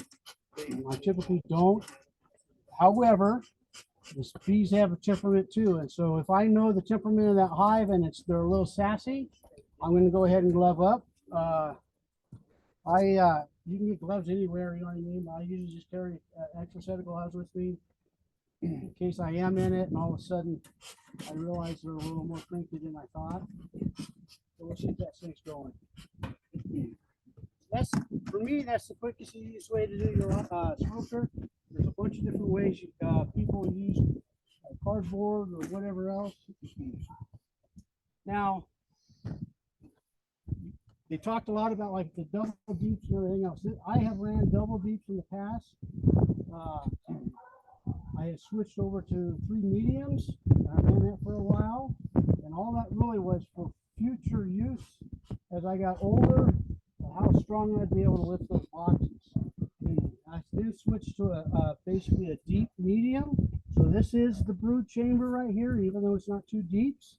And this is the concept that I have on most of my hives right now. A couple years ago, I just bought a different hive lifter now, so I'm not too worried about weight. So I'm actually in the middle of transitioning back to double deeps.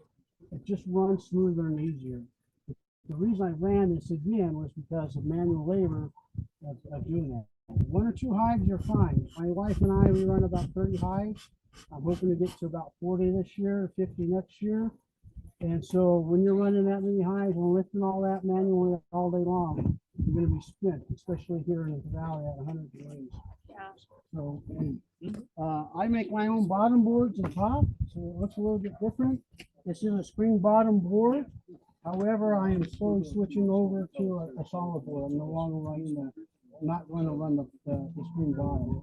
The reason I make my own there, you'll see, just like Jason was just talking about, not to run that through the winter. If you look here in the back, I actually have that insulated. And I can pull this out and actually give it more vent for that. And that was the concept of why I went with that over the years. I personally don't believe that helping the bees why, that's why I'm going back to the solid. You'll see it that way there. The other thing is I don't really run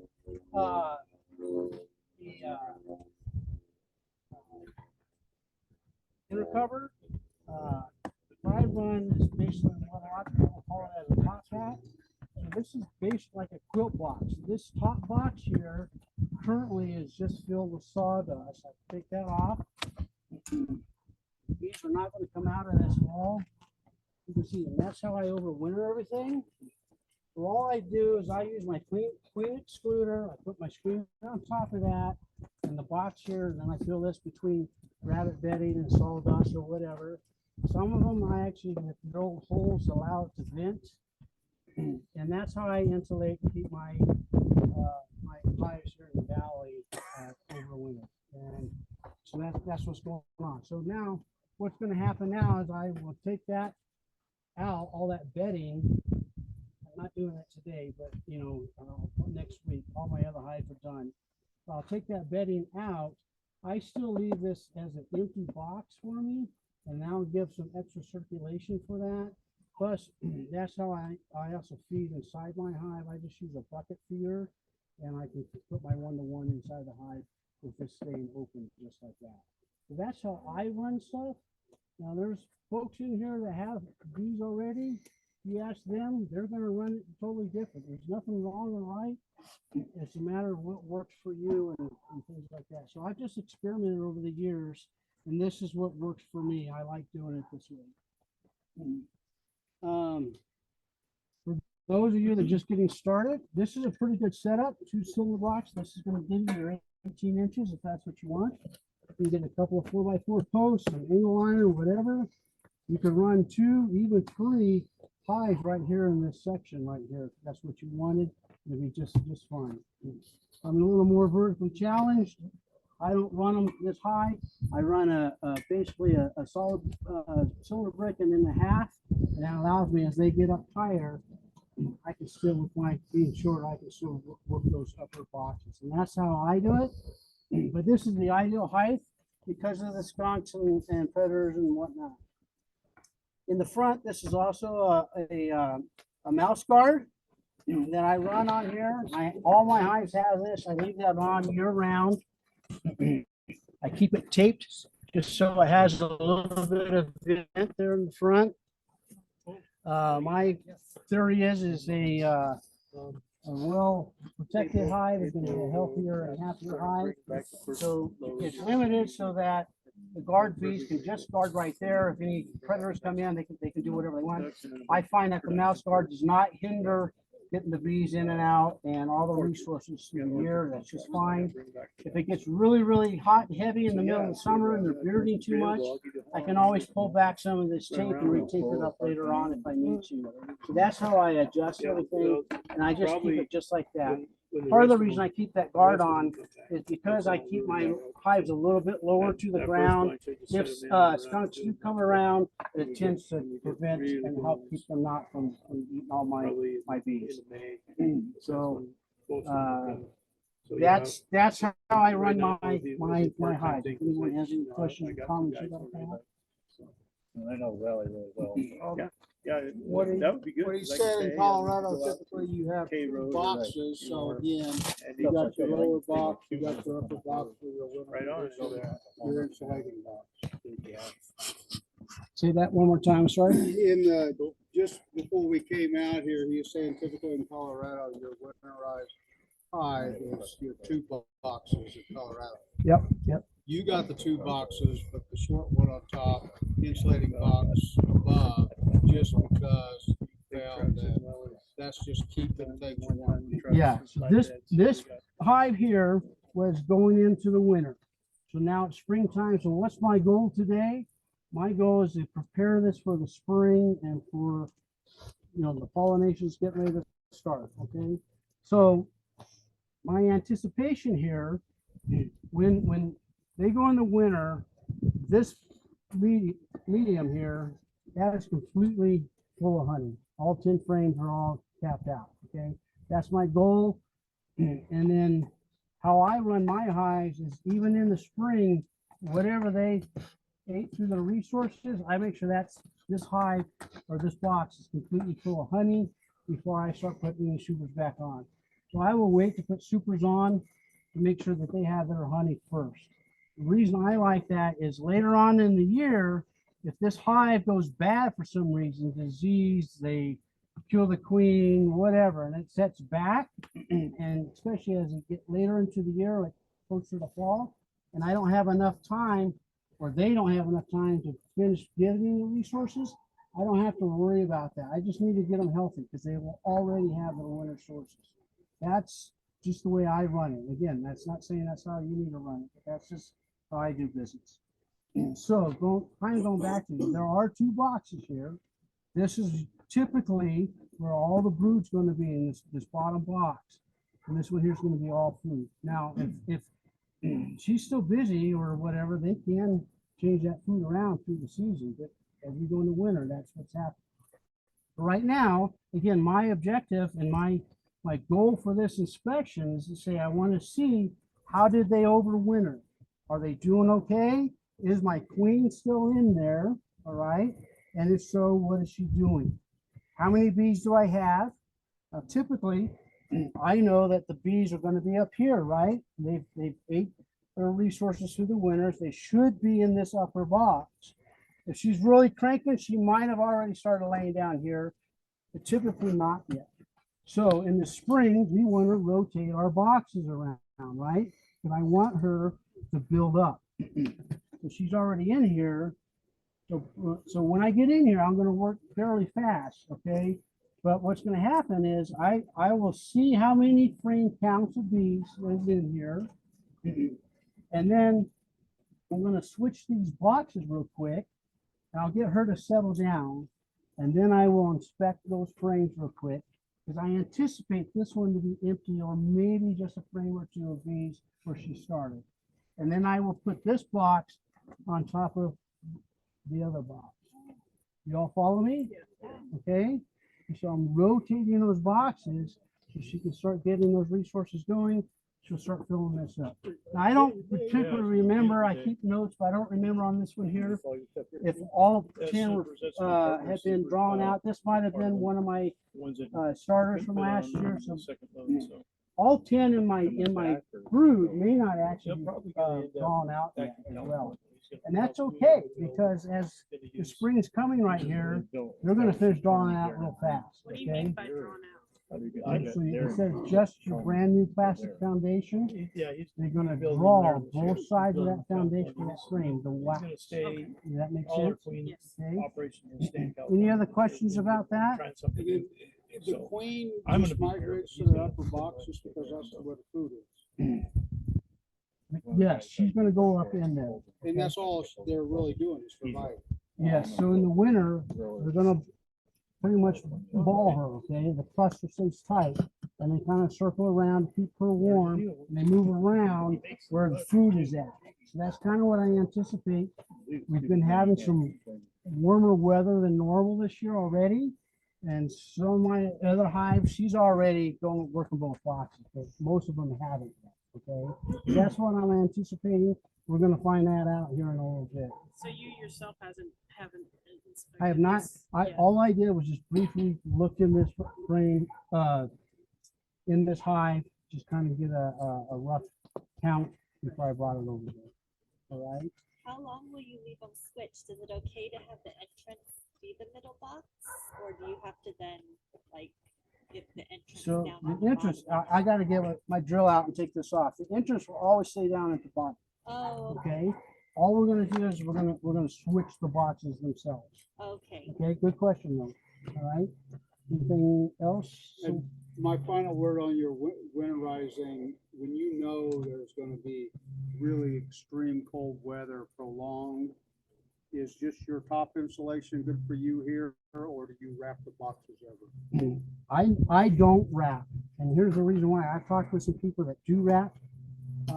I know some guys in Montrose that wrap, but they're in the colder, a little bit more cold climate than we are. In the valley, I don't. Because if you wrap that, and you got still sun exposure even through the winter, that wrap is typically, roofing material.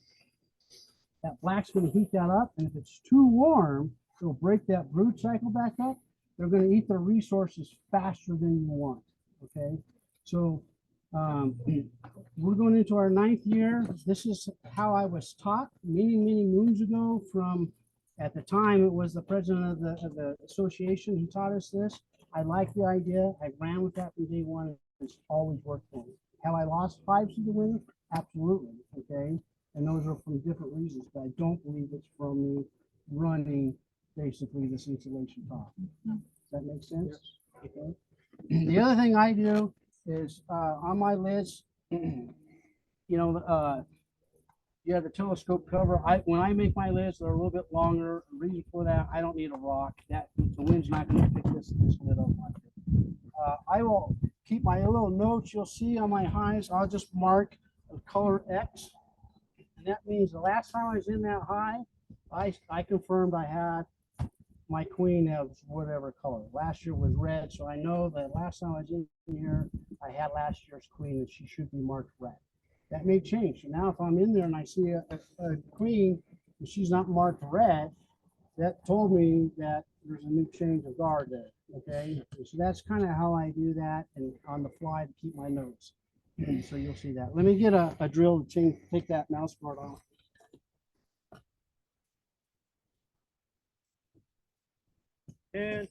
Anticipation.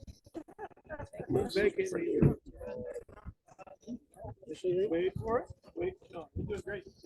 So Crack that lid, dude. Crack that lid. with the insulation on the bottom, you're gonna switch to a solid board. You're not gonna use insulation on that solid board on the bottom. So this insulation for today's purposes, this will always stay up on top. Right, but I mean, you have an insulation board on the bottom one too. So in the back? I have, yes, it's that you access to the back, and But you're switching to a solid board, so you won't. not today, but it will go to a solid But board when you eventually. do- Yes, and so that will go away. That Yep. would- Yep. Right on. All right. So we kind of watched them. You didn't see them. I didn't see any pollen coming in earlier when I saw them.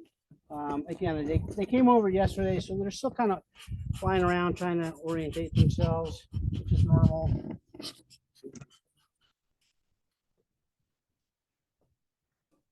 Way, if you do something like this is the nice handy thing, right? You've already got a hive stand to start working your hives, or to move your boxes better. So now you can see here. Hey, come on in close. You gotta Okay. see. Do you want to come in here because we are going to work this fairly fast, all right?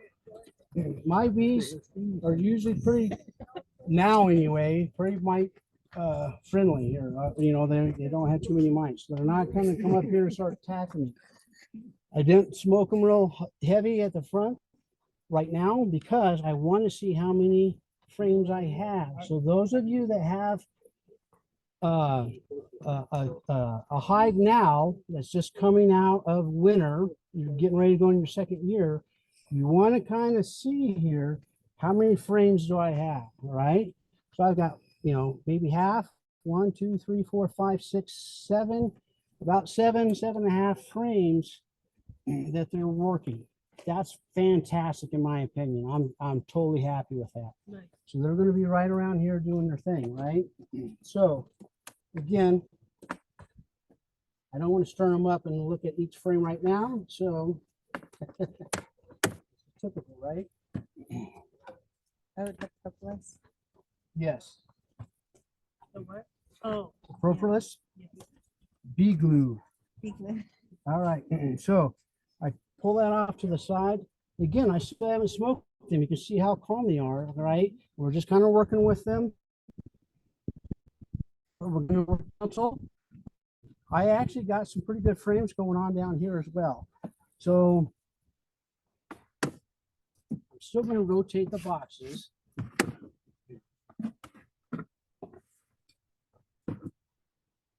While I'm doing that, I'm going to go ahead and clean off this bottom board. If this was solid, you're going to have all this debris that just fell there. Just want to kind of clean it up, get that stuff off of there. The other reason I don't like the screens here, sometimes this stuff.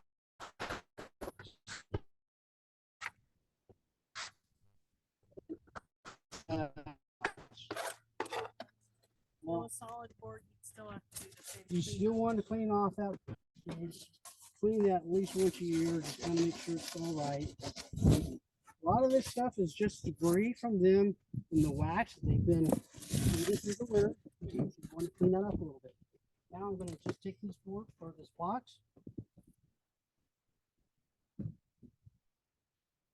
You can see in the bottom there, there's some wax and propolis. Okay, you can clean those up. You set that right back on there if you want.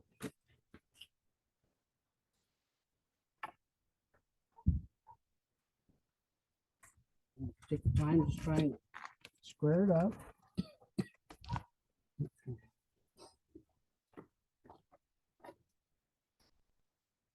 Those yellow strips that you pulled off, were those mine? Those, these yellow things, those were the Swedish sponges from the Yeah. Auxiliary extended release. And you had those on All winter. So I put those on last fall and they just stayed there. So now it's time to take them off and get ready for later on. I also used the vapor oxalate through the winter as well, or going in the fall. And then late January and February, we had weather that, that cluster was broken up. So it was an opportunity for me to go ahead and vapor them and just treat them again as they come out. So you can see this is a little bit older honey, but like I told you, how I do mine, this honey is usually pretty much in there year round. So you're usually going to start off with this first frame, but I noticed that there was no bees here, so I went ahead and just took this other frame on in here. So what am I looking for? What am I looking for? Queen? Do I have to see the queen? Yeah. No. All right. You want to see the queen, Right. you don't have to see the queen, right? How do I know it? How do I know she's in here? If I don't see her, how do I know she's in here? Eggs. Eggs, right? Okay, so we still see some honey. You can see where they've been chewing that out, eating.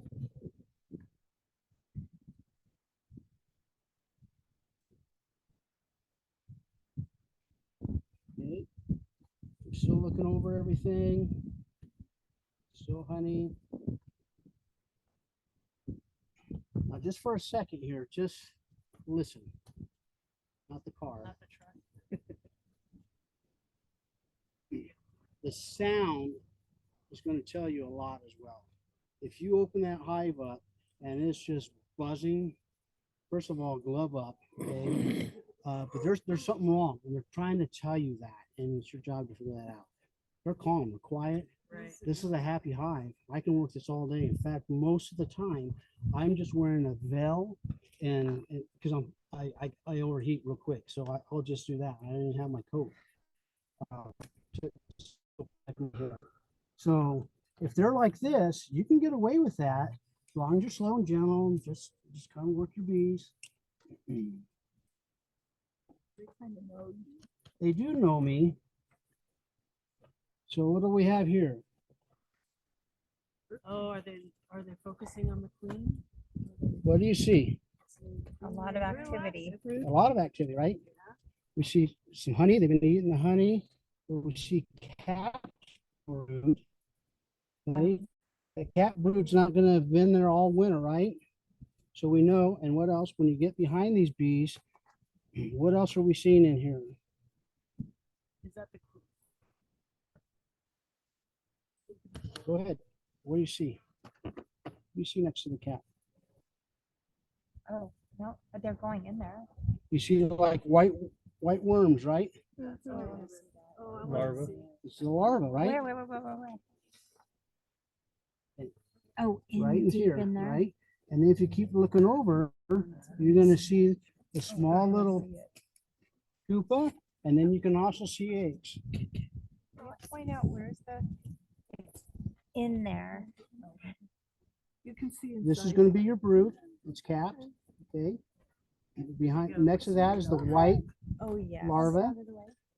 Further over, it looks like small little C's. That's gonna be like the pupa.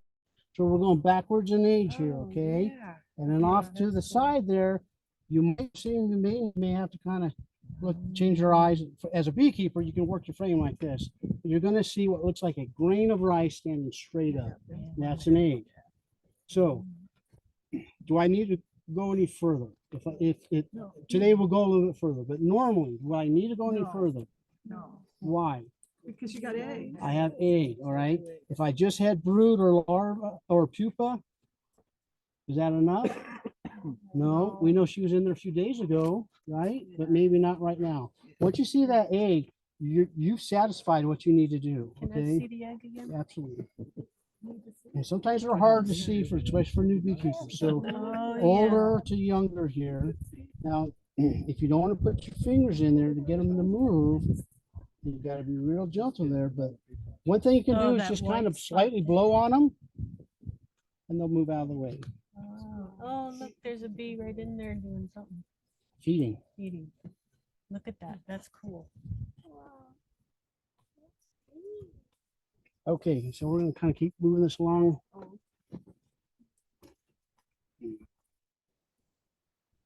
So normally, I'm satisfied. I always put these frames right back in there and move on. Okay, I'm not worried about anything else. The thing is, right now, I kind of want to see my own curiosity, just how well she's doing.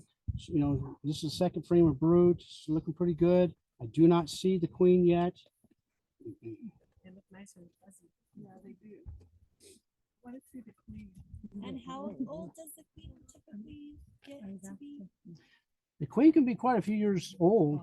The older she gets, the less she lays. So typically, you're going to There she requeen is. your hive, Oh, yeah. right? Even without that dot, she's pretty big, right? Oh, there she is. Oh, yeah. That's my old friend. Can you see? She's got a dog in the back. Yeah. Yeah. Oh, yeah. How do you mark the queen? I'll show you that here in a minute. Okay.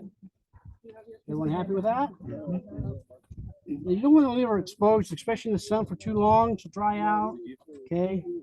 So very carefully, I didn't put it right next to there. I just kind of, you're not trying to roll that queen one way or the other. I just put her close. I don't want to go any further. I don't want to smash her or kill her. I'm just going to slowly move that frame right back over. Move my frame back over. Now, one thing like in the classroom, you saw where these frames were being slid pretty easy, all right? Right now, all the inside, that's all propolis, okay? So it's harder to move those frames. They don't just always just slide. Sometimes you really got to maneuver those. I used to clean those all out years ago, and I don't anymore because studies have shown that they actually want that, and that will keep your colony healthier.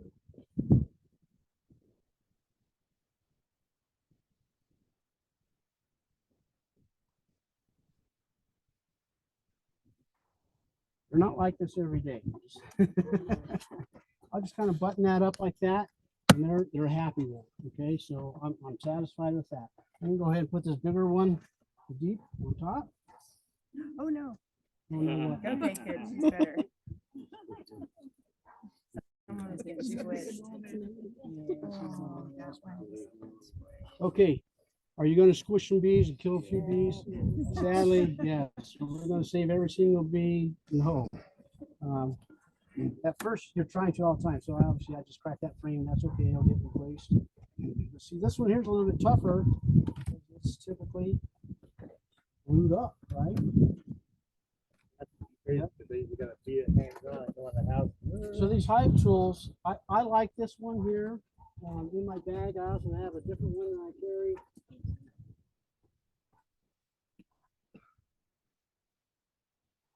Hive tool. That one there is probably my number 2 choice. Some people that's their number 1. I like the hook. Okay. The reason I like this one here is because I like the wooden handle, and I'll show you why I like that a little bit later here. Okay. But the hooks make it real nice because you can slide that frame over. You can also use your 90-degree if you want to. That gives you a little bit more of a wedge. Okay.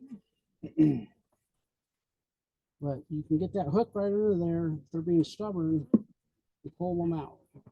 Okay. So typical brood frame, the darker comb, same thing. So again, like I told you, this box here obviously was not, this was a first year box. You didn't get a chance to draw out both sides of the comb, or excuse me, both sides of the frame. So you're going to see that.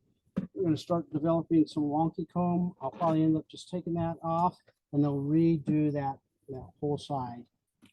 Now, all I'm doing right now is I'm sliding these over because I am curious to see if she's laying in this other box as well. And that will help me determine just how strong this the queen is and the colony itself, and how fast I need to be considering to split this later on. Okay. At what point do you know when to put a super on for honey?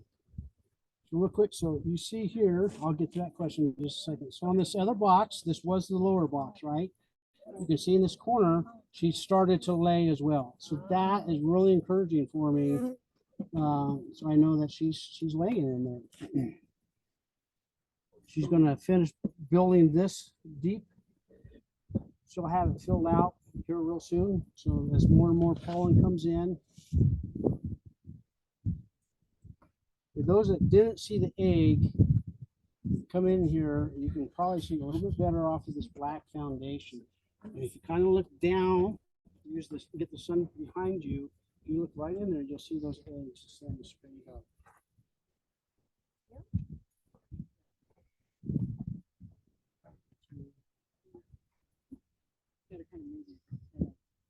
Yeah, well, you shape yourself, don't you? Yeah. And pick up the frame if you want. Yeah, it's pretty cool. Oh, I see the larva. Yeah. You see like a grain of rice just standing straight out. Well, they don't like me to fall. They didn't even move. Yeah. Oh, yes. And they're various Oh, sizes. That's cool. awesome. I've never seen that before. Okay, cool. Next. He sounds glad. Well, I'm not worried about that. I'm Yeah, just, see, I don't want can to you take see the everyone little else's. larva? Gooey looking stuff. We're going to get this back in here so that they don't dry too much. You want to keep them moist in there. So they have a chance to live. Okay, you see how these bees are sticking together here? A lot of times that's from your pollen and potentially some nectar. I started feeding them some open feeding, some 1-to-1, and so you'll start seeing this nectar flow, and those bees will start to stick together like that. That's a good sign as well.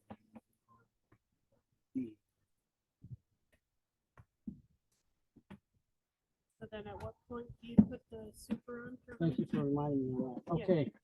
So once these are going, especially if like you just got a nuke, you don't really have to worry about them swarming that year, unless you just got some radical, phenomenal queen, which is great if that does happen, right? But typically on a 10 frame, you want to wait until that's out to probably close to frame 2 and 9. Okay. Okay, so somewhere between frame 7, 2 and 9, because they're always going to come center and out. Okay, when they're in there, you definitely need to get these on there. Okay, and I'd probably even go closer, maybe even to that 3 and 7 frame right in there. Go ahead and put another box on there. They'll finish drawing that one out. Start working on the next one. Okay. Box meaning the super, just. The soup, yes. So if this was double deep, so later on in the summer, you're gonna have that there. Now it's time to put on a honey super. That's when you would do that. Makes sense? Now on the new, you have, you just put those 5 frames in there. They got 5 frames to draw out. So the same concept, all right, on that, just the one box. Once that first box comes out to there, then that's when you're going to put that second box on, so that they can continue to grow into the second box. So you They're would still leave the trouble. first, I'm sorry. you would still leave that first super and then add it. You can place it right on top of there. A lot of times they'll go in there, or you take a brood frame from the lower box, put those up on the top, okay, and that way that queen will go and start working both things and then start to draw back up. That makes sense? Do you put honey up there as well, or just brood? Well, when you're first starting out, all you're going to do is the 2 boxes for brood. Okay, but for your honey, the next box would be starting your honey supers. You just go same concept for how far they draw out. Got to give them room where they're going to swarm. So now we got a honey super. They drew that out. Put the next one on. Same concept. Now they drew that one out. You have a great year. You just keep going, right? And if you decide not to use the queen extruder, then what prevents the queen from going up there?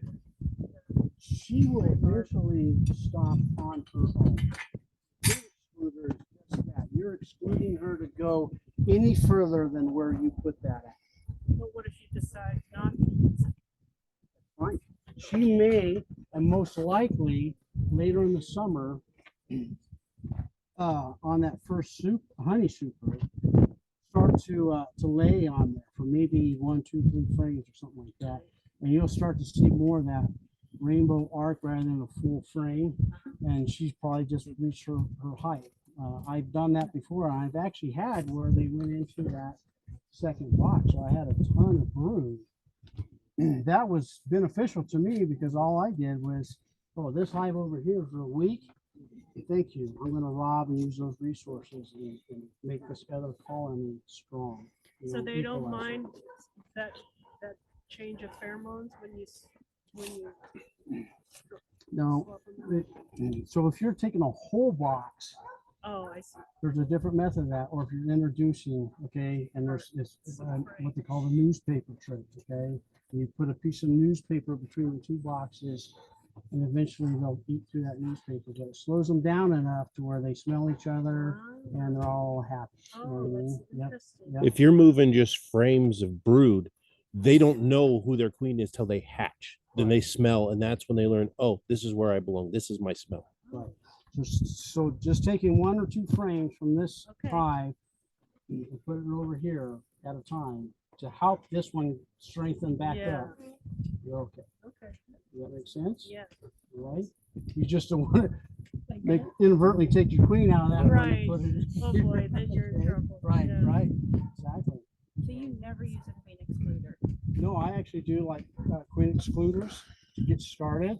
And then from that point on, what I have found, Jason can say otherwise, is once that first box, if it is all honey, typically we'll leave that all honey and just keep going honey on it, okay?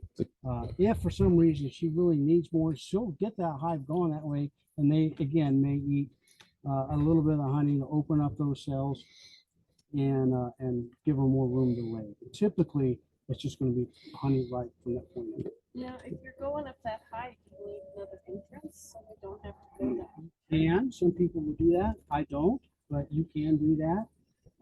It's the beekeeper's decision on what you want to do with that. I have used those occasionally. You'll find where you're bearding, and a lot of people get freaked out by the bearding. It's a natural thing. They're going to do that.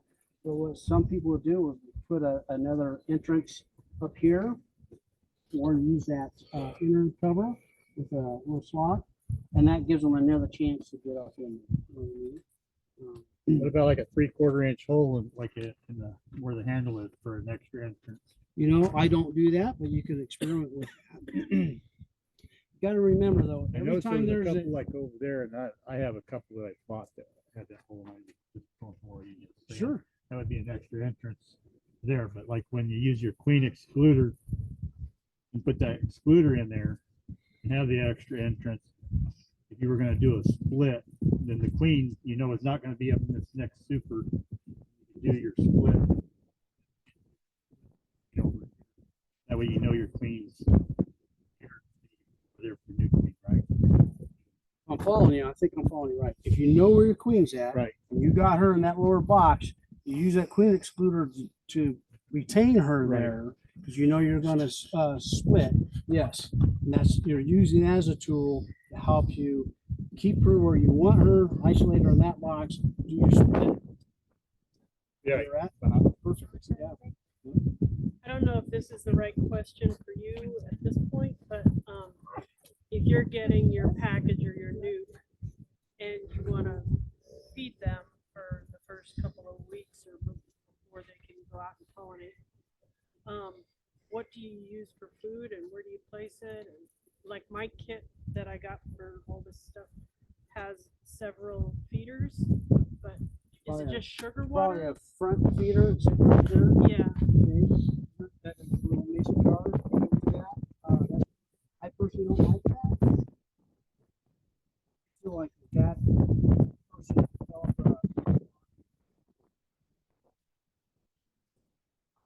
a good way to feed that. Me running this.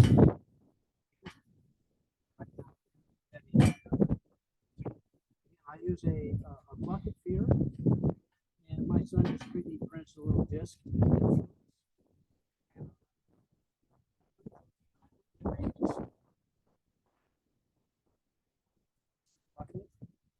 And then I can just refill.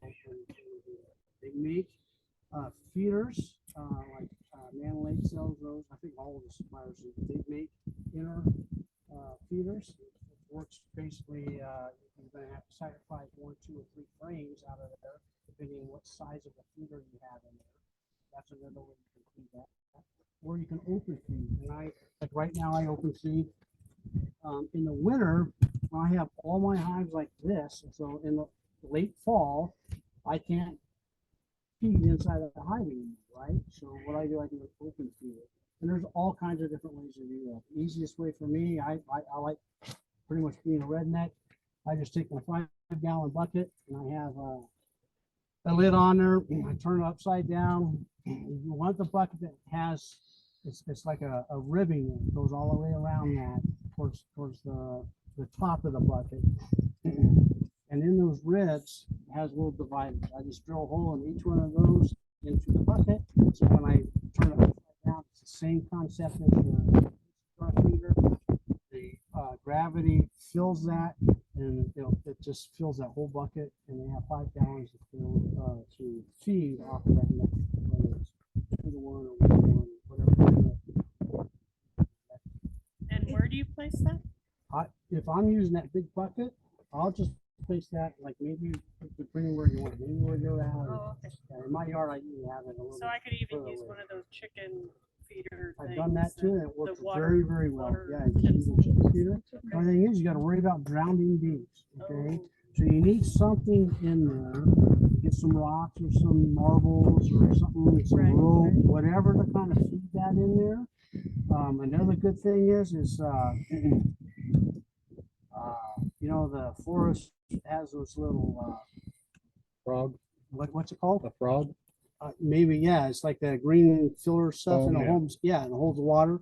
You can fill that in there. You know what I mean? You get the like a Hobby Lobby or whatever. Yeah. What is it? Floral foam. Yep. Yep, and you just fill it, so you want it, because otherwise what they're gonna do is they're gonna come in there and they're gonna go down the wall to feed, but now all of a sudden they have no grip. Yeah. And they drown Okay, during good to during the water. So doing that, isn't that the same idea as just having the feeder on the front? We're talking about robbing behavior. So if you're doing the chicken feeder or that 5 gallon, yes, it is, but I'm not doing the robbing behavior on this pipe. I'm going to move it Okay. somewhere else so they know, just They have to just go kind of get it. like the Comes from swimming pool. somewhere. Hey, Okay. that's the swimming pool. That's where I'm gonna go Yeah. feed at. You know what I Okay. mean? So Yep. something I was reading said that robbing behavior can also come from other hives Absolutely. coming to that feeder to get food. Yep. And then you remove the feeder, they're still coming here to get food. Yeah, they will. So They'll they'll go start back. Your robbing wasp that do hive. even more on that too. And so like a good example right here. I don't have my excluder or my house card on here yet, right?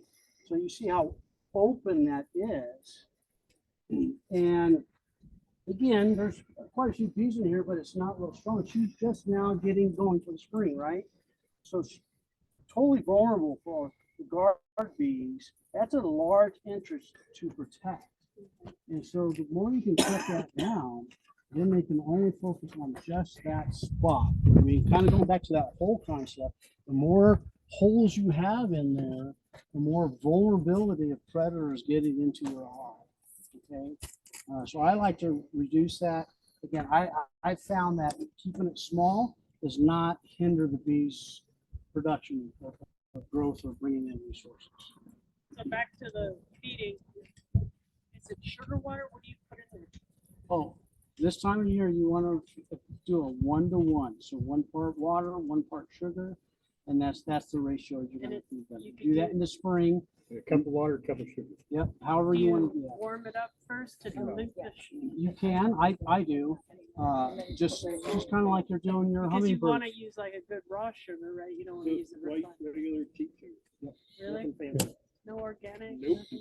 The bees don't want it. You can also, like, under your lid on your top board, just, you can lay a piece of newspaper on there and just put regular raw sugar on there. Correct. And put your lid back on. And You they'll can. just eat the raw sugar, and then you don't have to worry about anything On like the- freezing or, Under the Predators. telescopic one, between the Yes, but- telescopic and yeah, and the board, lid, the board? there's a board with a hole in it. Yeah. On the board with a hole in it, you like lay your piece of newspaper on there, poke a little hole in there for the bees to come in and out, and then just sprinkle a cup of sugar on there. Okay. In the spring, you'll want that actually 1-to-1. Because what that's also doing is you got to kind of time it. Like if I do it right now, once I do that, I got to keep that going all the time for them until the natural nectar goes. Okay. So just because the trees are pollinating doesn't necessarily mean there's nectar in there either. The nectar usually follows after the pollen. Okay. So you want to keep that going. That sugar water kicks those wax glands into effect, and they'll just start going. Oh, wow. Okay. Okay. And so Boy, that's there's really so what much you I wanna know. Now in the fall, you're going to learn you want to change that feed to a 2-to-1, 2 part sugar, 1 part water. And what you're trying to do is build them up to get a little bit fatter, and also to build up their reserves, any food resources that they need to before When to they- do that? in the fall. You gotta In the watch the past- weather too. Yeah. The 1-to-1 will freeze, There have 2-to-1 been will times that freeze we quite as bad, bought and then in the the winter. jug of, sugar water and it's fermented. What about Isn't that Yeah, bad so- for them? so- So I started just making my own. Yeah, if it's fermented, as you're making it, you need to put a little bit of vinegar in there. I've actually heard even just a capful of bleach. I don't use the bleach. You can put the vinegar, a capful of that in there. All the bee suppliers make some type of biotic type of fluid that you can put in there. You know what I mean? I think it's called Pro Health or something like that, what Manolake sells. It's usually what I buy, which is in there. It has all your essential oils and things like that. Trying to ramp them up. So if you do that, that will prolong that ratio. Now, here's the thing: if that has spoiled and they haven't taken that down, you might be giving them too much that they can handle. You only want to feed them as much as they're going to take. No, this is like opening it up right from the store and it smells fermented. Oh, I see. And then I take it back and then Yeah, I don't know on that. To be honest with you. I just make my own. I started doing that too. Any other questions? So, I know they do that, Jason talks about the bee candy, I don't. I don't know where he snuck off to. I don't know where Jason Is went. there like a pollen patty? It's a candy board. Pollen It's patches are good basically, right now yeah. this time of year too, because the pollen is just starting, right? However, if there's natural pollen, we're always gonna abandon the artificial pollen patty. We're gonna go with natural pollen. Theoretically, in the fall, just say you just had a good summer and you extracted a lot of honey. And like you say, most people are gonna go, around here, September, October, it's gonna be your last extraction, I guess. I was always taught Labor Day. I usually end up going about a week or two after. However, usually, because I have, quite a few hives now, I usually have some that are just going to keep on going. And so I'll let them keep going for two reasons. If for some reason some of my other hives did not fill enough resources, I'll steal from there and fill my weak ones first. Okay. Or if not, then I'll go ahead and do a much later harvest, so maybe October or November.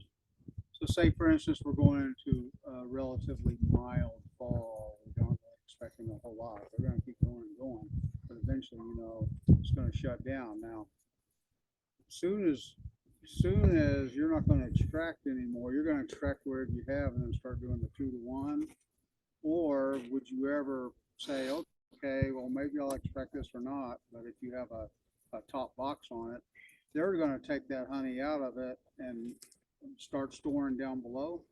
They can if they're honey bound. Okay, you gotta remember they're not. She's not gonna lay as many eggs either. They're gonna switch over into that winter nest. Okay, and so you don't really want to count on extracting that late in the year. Again, September is probably the latest you most likely want to go. Rare occasions you got that mega hive that they're like, okay, this is cool. That's rare. Well, I guess what I'm getting at is, say you only have one top box on whatever and it has honey in it, and you didn't get around, you didn't extract it. Are they gonna extract that and build their in the winter or now? Going into the winter, are they gonna start taking that honey out and storing it down below, or they're just gonna consume it and then go back down? They'll move honey around to where they want it. Where they want it. Yep. So they'll backfill all these first. But if you have extras, like I have had some where I've had a second honey box for the winter, and just because I didn't know where else to do. And so therefore, you wouldn't necessarily have to be feeding them at all because they got plenty of food up there. It's only when you just got down to 2 boxes, you're feeding them to fatten up in the winter. Yep. But if they already have food up there, they're going to take it where they want. And even if they have that, I will still feed them because I want them to take the nectar as long as I can do that without them eating their resources. I want them to save those resources so they have to have that. And it's not December, it's usually January, February, and it's too cold to crack that lid and do something about it. So it's late in the game. Got it. Does that make more sense? Yeah. Like at your last harvest date, so it's Memorial Day. So say October 1st, that's the last day you do any of your harvest. You should be able to like take this super, set it down here, and pick the corner of it up, and it should be around 80 pounds, and you should be able to reach over here and pick this one up and feel it at 80 pounds. So if both of those are at 80 pounds, you're good. Most more than likely for the winter. Yep. You can even set a vacuum scale in there if you're really worried about if it weighs 80 pounds. 80 pounds, is like a full sack of cement. I'd have to use my knees. Yeah, that's a like lot of a weight. bale of hay. Well, that's the whole reason why I eventually, like I told you, I experimented over the years with different sizes of the boxes. And the reason I went to 3 mediums initially is I didn't have that fancy tool, right? And I was talking with a much older beekeeper. He was definitely in his mid-70s. And he had told me, he said, if I was your age and just starting out, I would go all mediums. He says, here's the reason why. He said, at your age, you can pick up that 100 to 120 pound box, no problem. Get to my age, you can't. And that's why he went, because of wigs. So I started thinking about my investment for the future, where do I want to do that? So that was my original reason of going to 3 mediums. But like I said, in my opinion, I know Tracy runs that. I don't think they run as efficient. I do like this concept. The medium is easy to work with, because typically typically the brood box, the deep, is down below, and that's where most of your brood is. It's light. It's not really filled with and so that's why I like that. Now that I have the other tool, I'm going back to the double bees. It's more efficient. The bees actually do, in my opinion, they're more efficient. They operate better. Okay, so then this situation right here, when you come back, then you're gonna do one more shuffling of this for the season. Yes, so she already started in here. I'm gonna let her continue to keep working this upper box. That's the main brood chamber for me in this setup. So I want her to kind of transition out of here, because this still has quite a bit of honey, and I want this to be all brood if all possible. So I'm gonna leave that on there until she gets stronger, and then I will put that back in order. Yep. Yep. And that won't take long in spring. That's when they build the fastest. The strongest. 2-3 weeks, they can load it right up. Yep. You use a frame feeder. Yeah, you can. You can use those frame feeders. Jason has those, and they work real well. You don't have to do the bucket feeder. There's a bunch of ways to feed it. Yep. And you can do YouTube videos and look at all these different ways. And that's the beauty of it is you experiment and figure out what's easiest for me. Play around and figure out if this works or this doesn't. Talk to other beekeepers and find out, hey, that's a good idea. How can I implement that to my process? Yeah, Murdoch, you get a true value. Okay. I haven't seen them at Murdoch. Yeah. I haven't seen them. Yeah, it's a long, thin box. It's Right. like the size of 2 frames. Okay, they got some? Yeah. Okay. I don't know if they have them right this minute, but Yeah. I know they usually carry them. I think they're like $20 or $30. And they got ladders that are in them. I don't even use the ladders. I just put a whole bunch of twigs in there. And Well, in the feeder, yeah. But Yeah, in it's the usually feeder. when you buy it, it already has a Yeah. ladder in it. You just add your 2-to-1 or. yeah. Oh, so it's not already impacted with feed? No, you have to add it. It's an empty feeder. Oh, I Put your see. sugar Oh, water and you in put, there. Yeah. oh, okay, I did see that on YouTube. Yep. Yeah. Co-op, Fruta, and Palisade both carry bee supplies. Murdoch's. Okay. True Value. Jason was talking about opening the store out in Loma or Matt to sell supplies at one time. The others are selling in Montrose. There's San Juan Bee Supply also in Delta. Yeah, San Juan. I live in Newcastle, so